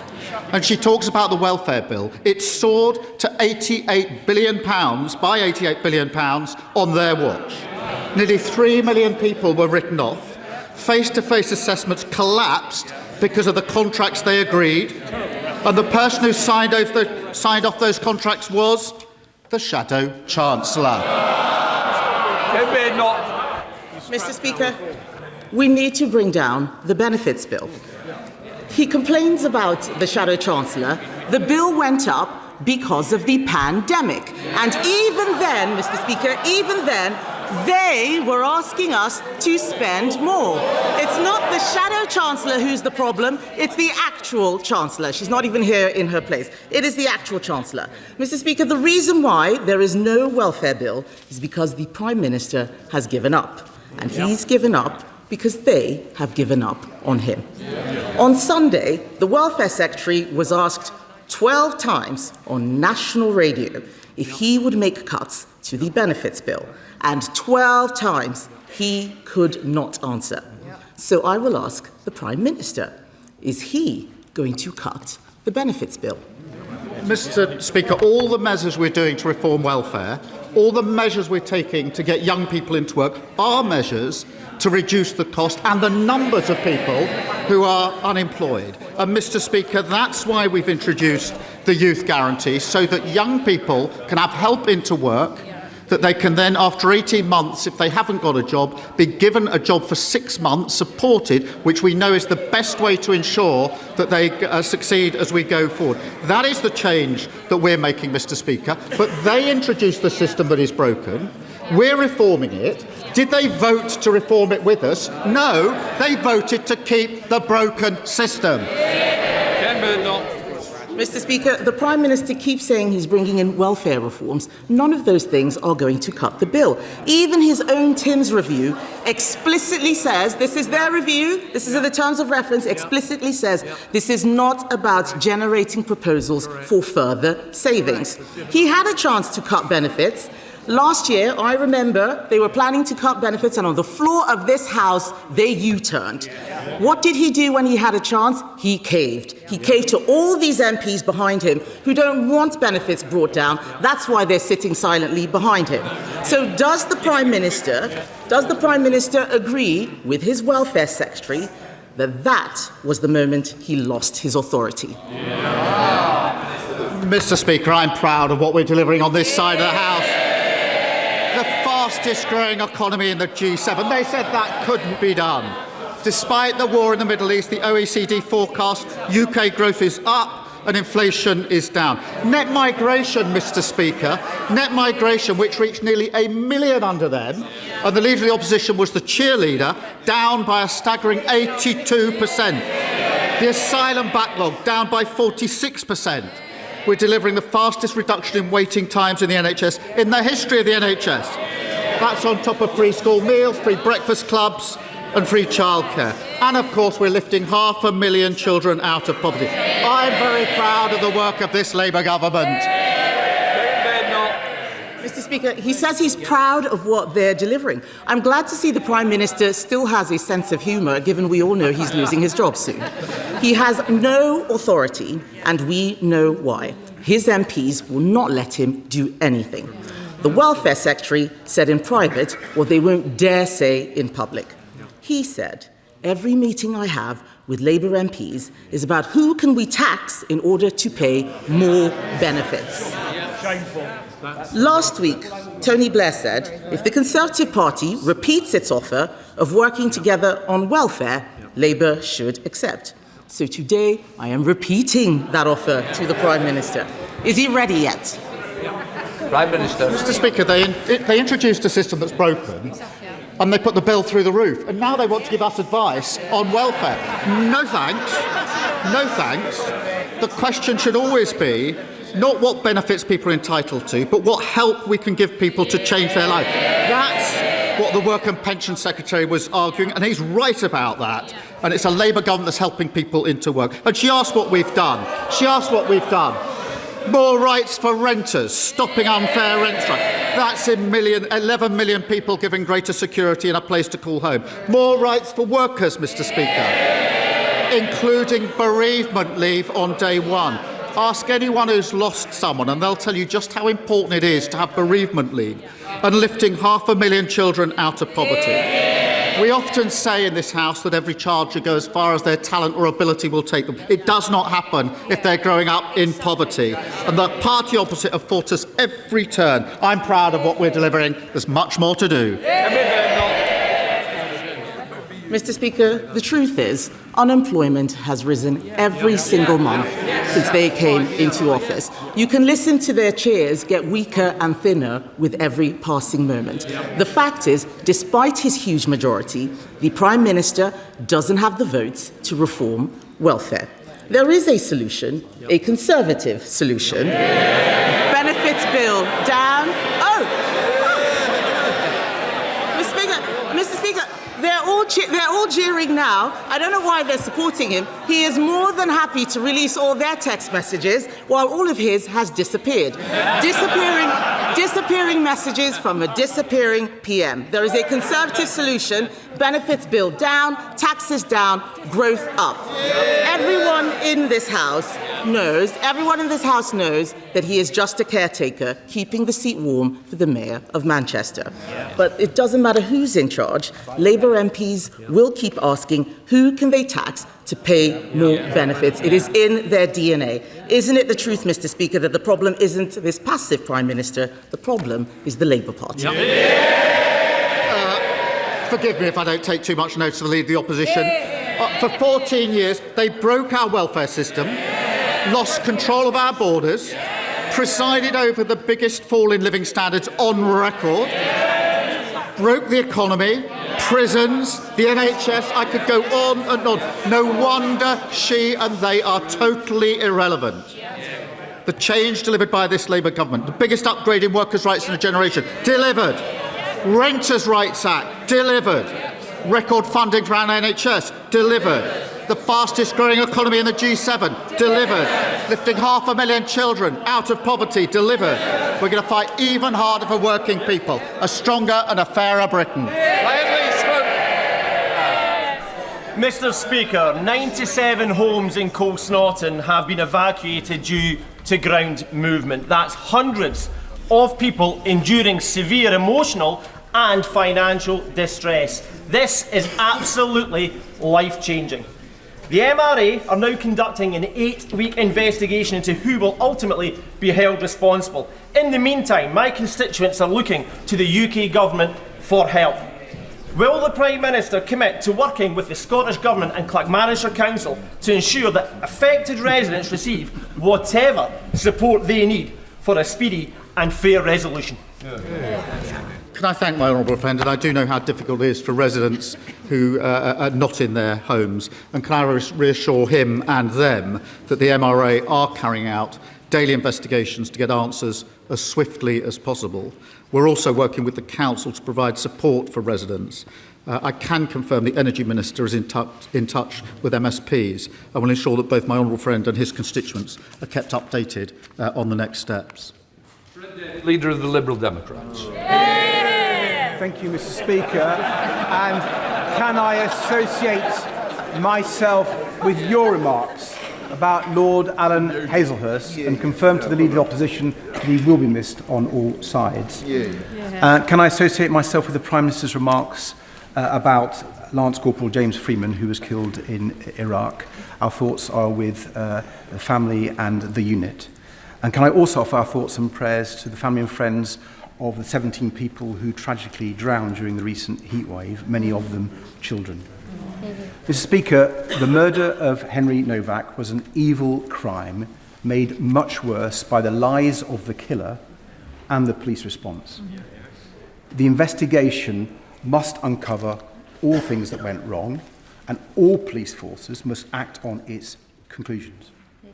Outside court, Henry's father made a powerful plea that his son's murder should not be used to create further division, but should be used to treat knife crime as a national emergency. Does the Prime Minister agree that the victims of knife crime and their families deserve a politics where we come together to solve these problems and not use them as a political football? Can I first join him in paying tribute to the 17 people who lost their lives in the heat wave, many of them, as he says, young, and each of them tragic, and send our condolences to their families. In relation to the case of Henry Novak, can I thank him for the approach that he has taken in this as well. It is important in a case like this, which is so tragic, and anybody who's seen the footage will have been deeply moved by it. It is important that we reflect on our own leadership roles here as political leaders. And it is our duty to bring people together at a time like this, not seek to divide people. It is particularly our duty to listen to what the devastated family are asking of us as political leaders. And can I thank all of those that have acted in that way, because I think that's the right way to respond. Sir Ed Davey. Can I thank the Prime Minister for his reply and completely agree with him and say that we stand ready to work with the government on serious policies to tackle knife crime. Mr. Speaker, with our armed forces overstretched, Labour now seems to be investing in a new weapon of war, the long-form essay. It gives another meaning to the phrase drone warfare, Mr.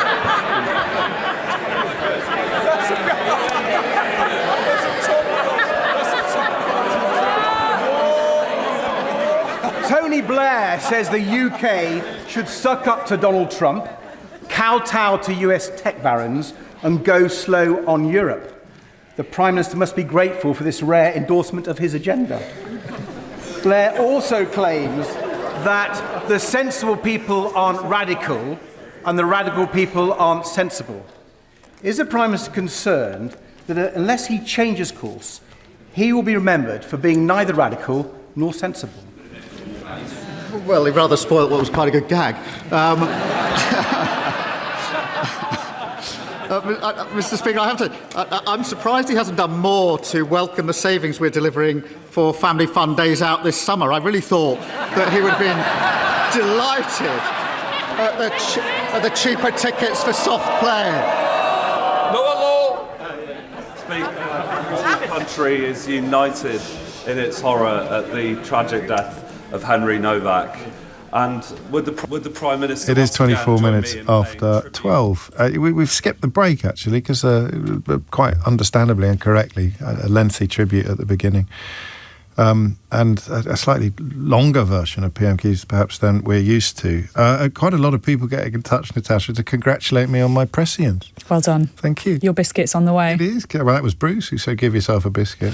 Liam, ha ha ha, well done, James, you called it. It's a bit 50-50, but I think we both realised, as Keir Starmer had delivered a heartfelt commemoration of Henry Novak, that for Kemi Badenoch to then try to score points off his death, I think would have been, and I'm not saying she hasn't done deeply inappropriate things in the past. She has done similar, but she didn't do it this work time. Today. And fair play to her for that. I think she realised the reaction to Nigel Farage and his attempts to do so and attempts to make this into a political issue. I don't think she's gone anywhere near far as he has done in that. And actually, you know, for a first, we never hear Keir Starmer saying, actually, I thank the Leader of the Opposition for her tone and approach to this, which he did, which we didn't play you earlier. We've often said that, haven't we, that the days of a sort of a civilised consensus at the top of two parties have felt quite far away recently, but they were in place today for a while, and then things got a bit schoolyard again. And one of the things that things got schoolyard about was welfare. Yeah, and I'm glad that she didn't go in on Novak. I think that was the right decision. She's got an opportunity where she can say, you know, pay tribute and say that we do need to have a conversation about this and about this case, and of course it's important to have that discussion, but as Keir Starmer's saying, we need to come together and there's no justification for violence. He's talking about Henry Novak's family having extraordinary dignity after their son's life. There are serious questions to answer, like how accusations of racism impacted policing, but there's no justification for violence. So, and a bit of a knockout as well at Farage's comments, saying this isn't the time for rage as well. So a nice sort of start to it. Is Farage there? Can't see him in the oh, is that him standing up there? Yeah, he's speaking up now, so we might be able to bring you a little bit of what he's saying after that. Out of the last 77 votes in the House of Commons, how many do you think he missed? Ooh, out of the last 77 votes. Yeah. Is that this year, or is that just the last 77? The past 77 votes up until June the 1st. So he's not. I'm guessing he's not been around for a lot of them. How many? Guess. 70. Oh, okay, 77. So correct. Oh, 77. Yes, I gave you that. I was about to do some working out. I was about to go. That was like the two Ronnies version of Mastermind. I was about to do some very quick fire maths with you on there. You got the correct answer. There he is on his feet, wanging on, no doubt, about two-tier policing while providing zero examples. But on we go. And then Ed Davey conducting himself quite well. I mean, he usually does, doesn't he? But he does, covering two bases, a little bit of a 1-2 over Trump and Blair and the rest. I'm surprised Badenoch didn't go in on Blair.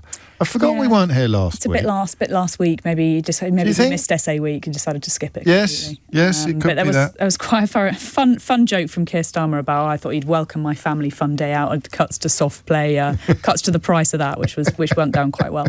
But yeah, Ed Davey talking about knife crime, talking about politicians coming together, not use a political football again, just talking about the Henry Novak case, and talking about the criticism of the Prime Minister from Tony Blair, that he's not sensible. He won't look back and they won't think him as sensible or radical. I think that's not true. I think people will look back at Keir Starmer and say he was a sensible chap. He might not be seen as a radical chap. I don't know if we should be writing his epitaph just yet. No, it's maybe a little early for that. But you can't really criticise people for doing so. Yes, and Kemi's one good joke today was that Andy Burnham's he's keeping the seat warm for Andy Burnham, which again is this feeling in Westminster right now of an odd sort of stasis where people are waiting to see what happens with Andy Burnham. The business of government sort of going on, lots of talk in the tea rooms and among MPs about what happens next, and nobody really seems to know. But as you say, obviously the main topic of conversation on welfare, so tick for you, Biscuit, for that, on those. And then the list, he did the list of ups and downs and delivered and delivered. He had a new one today, which was delivered,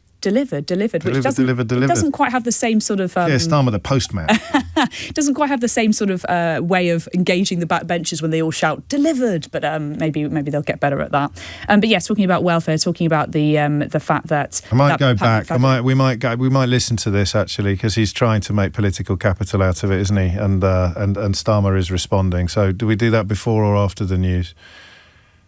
Not condemning the violence in Southampton, I think, is going to be part of it, which, again, this is not just me being observant, not being particularly flipping prescient, but I did wonder when people were going to start asking for condemnations of the violence in Southampton from the people who helped to cause it. We'll head to the news on time for once, shall we, and then just catch up with this, because actually Daniel Trilling is joining me after the news to talk about his new book, which, by just unhappy coincidence, chronicles how the very, very far right has taken a stranglehold on public discourse and indeed much of this country, which seems strangely apposite today. So we'll head to the news on time today and then catch up quickly with this exchange in the House of Commons, where even the Tories were heckling Farage for not condemning the violence in Southampton. He kind of can't, even in his warped brain. He will have to acknowledge that he essentially called for it. And then we'll meet Daniel and discuss his new book. Here's Matt Hewitt with your headlines. James O'Brien on LBC.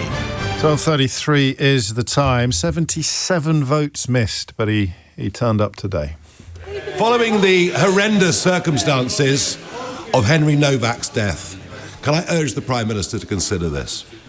It is now clear to growing millions in this country that we're living under two-tier policing. The instructions that are given to police officers from police bosses are clear and written down in ink.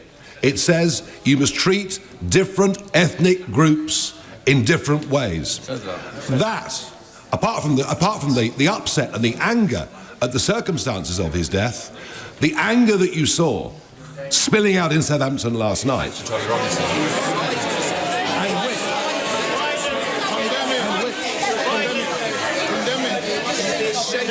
And which is in danger. Condemn the violence. Which is in danger of getting considerably worse. Because if the public lose trust. Condemn it.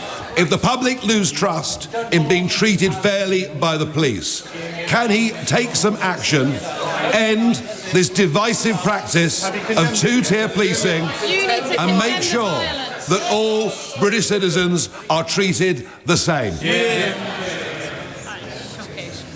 Mr. Speaker, I don't believe there's two-tier policing in this country. I'm really shocked that he pretends to have respect for Henry's family and then acts in this way. They are a grieving family.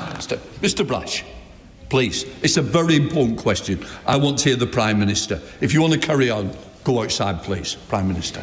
The grieving family have asked us not to respond in the way that the Leader of Reform has responded. They've asked us not to. They have lost their son in the most appalling circumstance. They make a simple plea of us as human beings to please not exploit that. That is their plea to us. We all need to reflect on those words of Henry's father. My response, and the response of others, to be fair, has been focused on the lessons to be learned so we can deliver justice. His response has been to appeal for rage. Rage. That's his response to a father who's lost his son and asked for that not to happen. Exploiting this tragedy to create grievance and division would be wrong in any circumstances, but to do it when the family are expressly saying, please don't, is unforgivable. It shows exactly who he is. 12:36 is the time. Daniel Trilling is the author of a new book, If We Tolerate This, How the British Establishment Made the Far Right Respectable, and he joins me now. We should begin, I suppose, by reflecting upon what we just heard, because it's very much a symptom of making the far right respectable that Farage is able to stand up in Parliament, having missed 77 votes, and appear to both celebrate and then threaten more violence like the violence that we saw in Southampton last night. He sounded a bit shaky there. Is he on slightly new territory, being outflanked to the far? What's further right than the far right? Being outflanked to the further right, and quite possibly losing the half-hearted support of people who are holding their nose while being drawn towards him. Yeah, absolutely. I mean, it's appalling opportunism on Farage's part, obviously, but you've got to see it as coming from a position of relative weakness. This hasn't been a great year for Farage so far.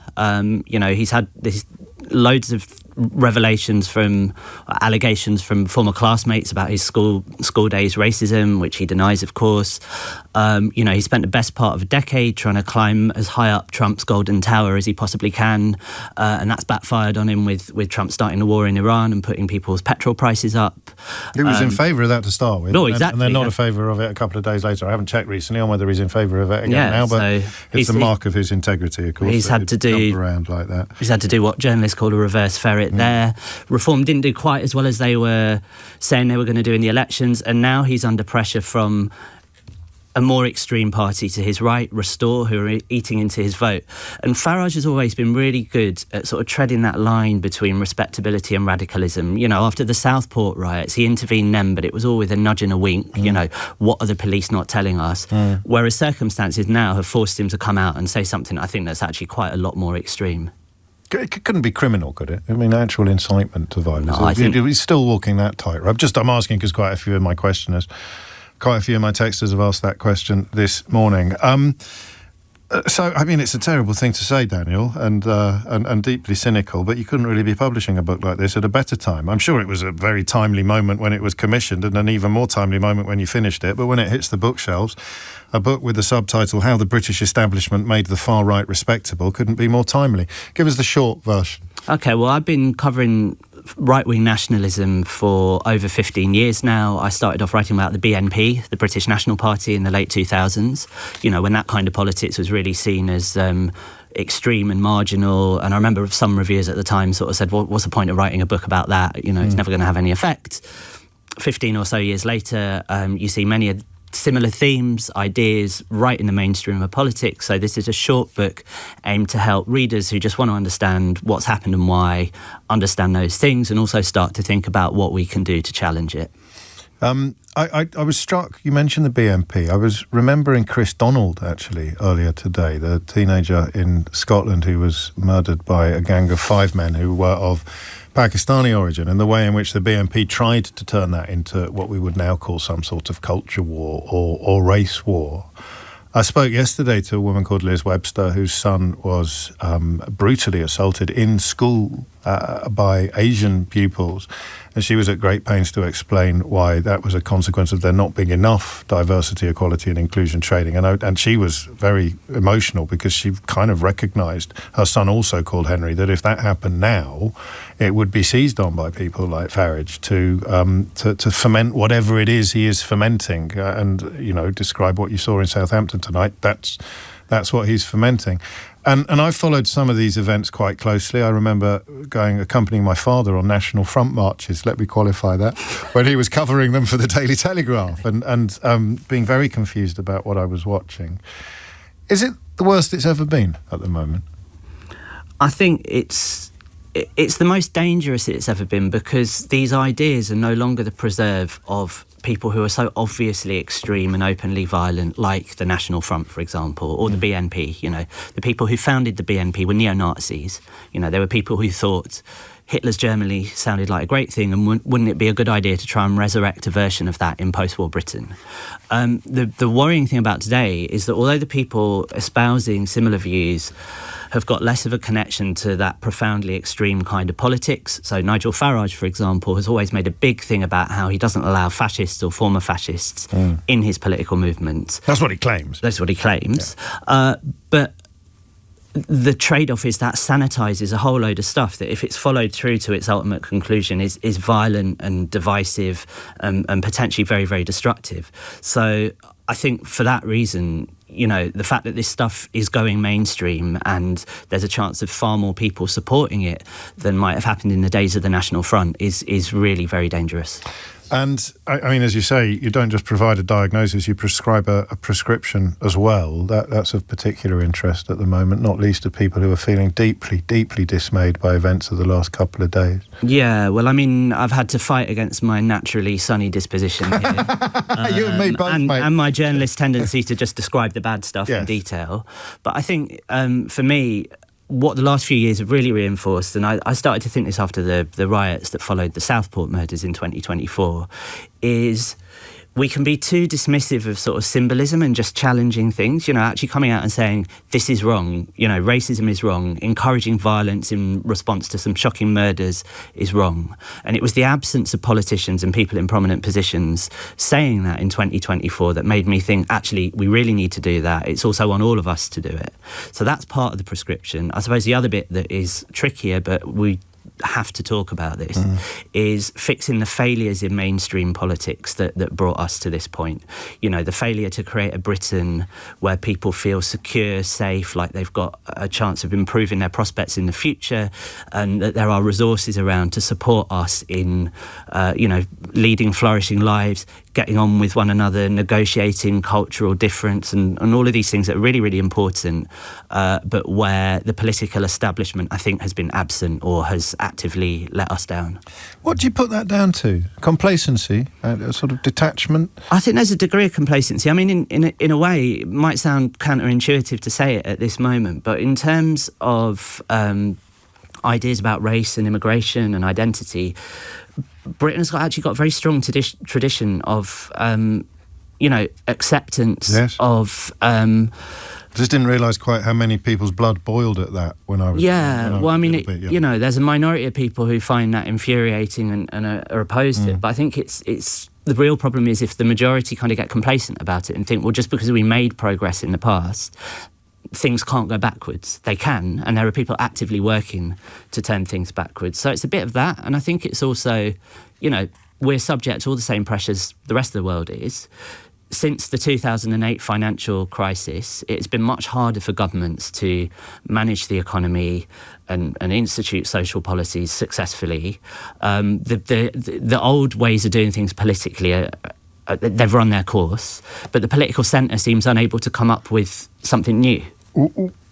While I have you, just a quick word on this recurring theme of sex, birth and death, because Elon Musk has been weighing in again on this, and he is essentially telling people to fight first, and rather than this mythical siege or being under attack.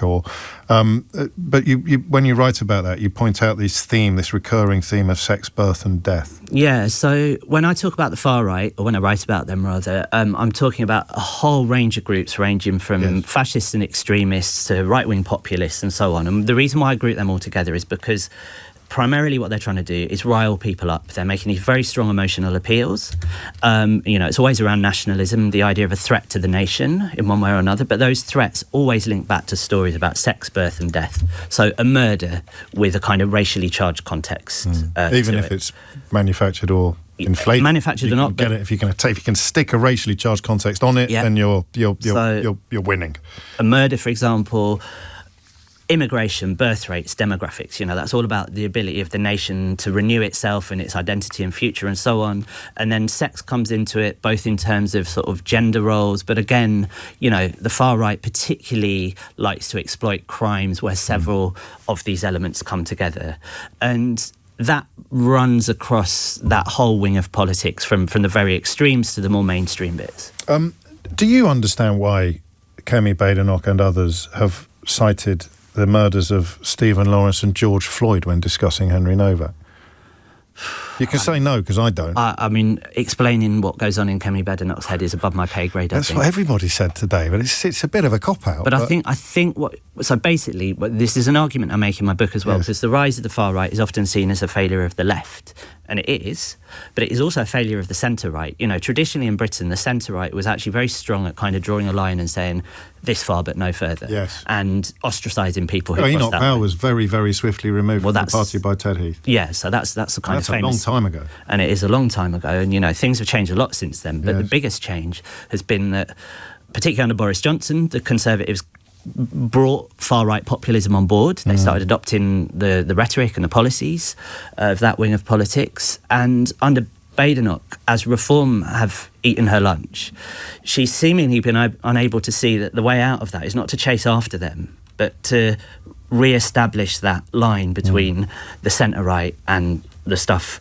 further to the right of it. And she's starting to do it a bit. I mean, I think her response to the outcome of the Novak murder trial this week, I was surprised that she took the line that she did, let's say. A cordon sanitaire. Yes, that's what it was traditionally called. And, that came out of the Second World War and the understanding after that right-wing nationalist politics would lead us to disaster again, and we needed to keep that out of the mainstream. And that cordon is, at best, very frayed now. It is indeed. Daniel Trilling's new book, If We Tolerate This, and regular listeners of this programme will be amused to know it has an image on the cover of a boiling frog. How the British establishment made the far right respectable is out now, and it comes highly recommended. Daniel, good to see you. Good luck with the book. Thank you. Stay safe. It's 12:47. James O'Brien on LBC. It's 10-1. You're listening to James O'Brien on LBC. Simon Marks is here, or rather there, but here at the same time. And just a quick word on why this matters. CBS is the official US partner of the BBC, and that is why it is of particular interest that they are going through a little local difficulty, Simon. Yes, I mean, that is now becoming a national story here in the United States, and a story with tentacles that are going to reach into the heart of New Broadcasting House, I think. This is over the firing of Scott Pelley, the former anchorman of the CBS Evening News, a 37-year veteran of the network where Edward R. Murrow, Walter Cronkite and Dan Rather once read people the news and told people what was going on around the world. But CBS, of course, has now fallen under the ownership of the Ellisons, Larry and David Ellison, father and son team, who have themselves pledged fealty to President Donald Trump and are turning CBS into an ever increasingly craven media outlet as far as the White House is concerned. And so Scott Pelley was fired last night from his position at the news magazine 60 Minutes after standing up and objecting to the appointment of the programme's new executive producer a few days ago, a man by the name of Nick Bilton, with a pretty thin curriculum vitae in terms of broadcast experience, and certainly thin experience relevant to helming the most watched news magazine programme in America for decades.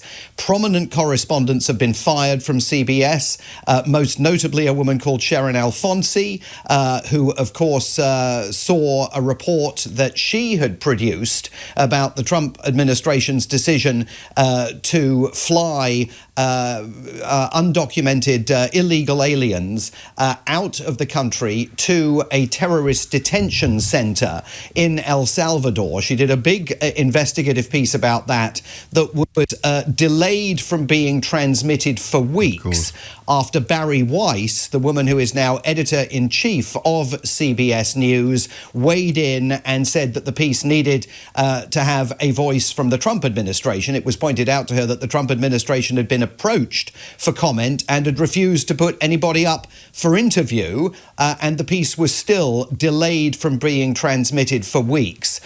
Scott Pelley confronted all of this in a staff meeting last week at CBS 60 Minutes, confronted the new executive producer of the programme, said that under Barry Weiss's leadership of CBS, 60 Minutes is being, in his words, murdered. He was peremptorily fired last night, essentially for insubordination towards the new leader of the programme, but he has responded with a devastating statement that says, last month 60 Minutes lost its DNA when our entire senior leadership and two of our best on-air correspondents were cruelly fired without cause. They stood for fairness against the forces of political bias. They stood for professionalism against chaos. He says that for his part, the new management has instructed me to inject falsehoods and bias into a politically sensitive story. I've been told to include assertions that are untrue.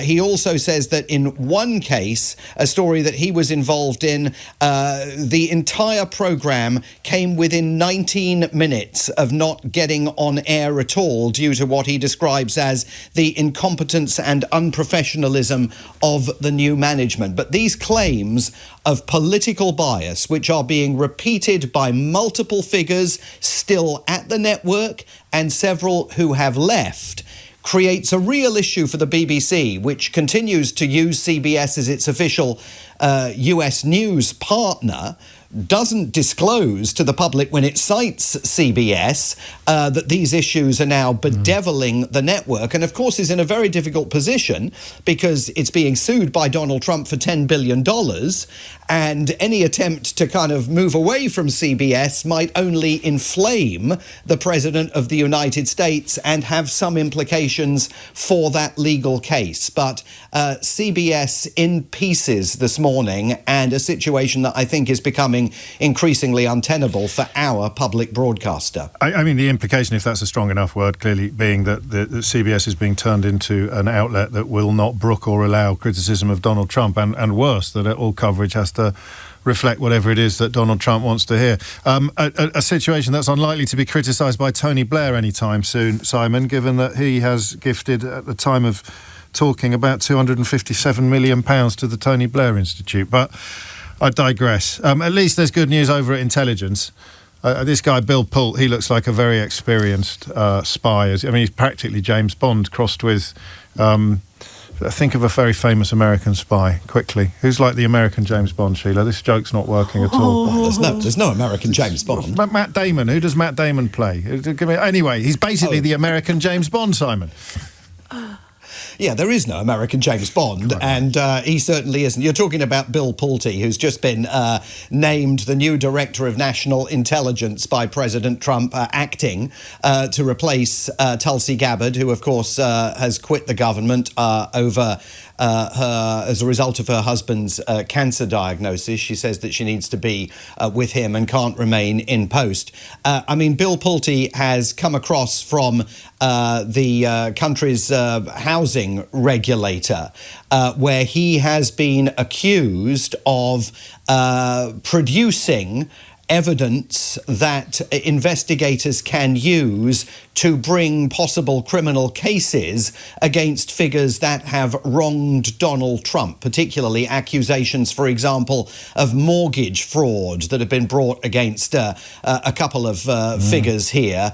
And all of this just underscores the nature of a government that has no interest in qualifications for a position like Director of National Intelligence. The real qualification you've got to have is complete loyalty to the boss. A position, and Bill Pulte demonstrates that in spades. Indeed, and a background in real estate development, perhaps even inevitably, you could say now. And it's a position that was created, of course, in the aftermath of the September 11th terrorist attack. So, on the one hand, reward loyalty. On the other, excuse criminality if loyalty is part of the play. That side of the Trump project not going so well today.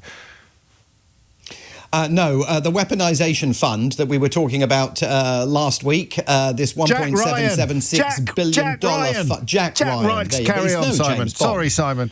But he's no James Bond. No, you're that right. $1.776 billion weaponisation fund is now going away, according to the acting Attorney General Todd Blanche. So, no payout coming for the January the 6th insurrectionists. But important to underscore that the elements of the deal that Donald Trump struck, immunity from any further investigation into his past tax affairs or the past tax affairs of his businesses or the past tax affairs of his immediate family members, that absolutely stays in play, and that may be far more valuable to him than that weaponisation fund was ever going to be. Great stuff, yeah, and Jason Bourne, of course, but that you're right to repeat that. It's one of those things you can't repeat too much, isn't it? An immunity from investigation for the tax affairs of your entire family.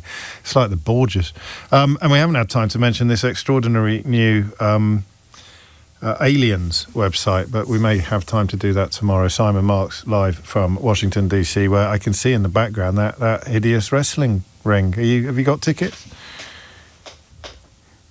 Have I got a ticket? No, I won't be here, sadly, James. I'm going to be on your side of the Atlantic. I'll be in the studio with you when they are celebrating Donald Trump's 80th birthday.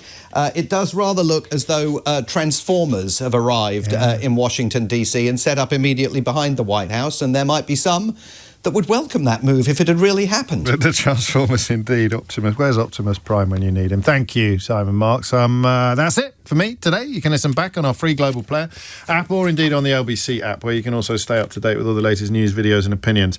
Loads of podcasts there as well, including mine, and the best bits from this show every day. Download the official LBC app for free from your App Store now. Coming up at 4 on LBC, it's Tom Swarbrick, but now it's time for Sheila Fogarty. James O'Brien on LBC.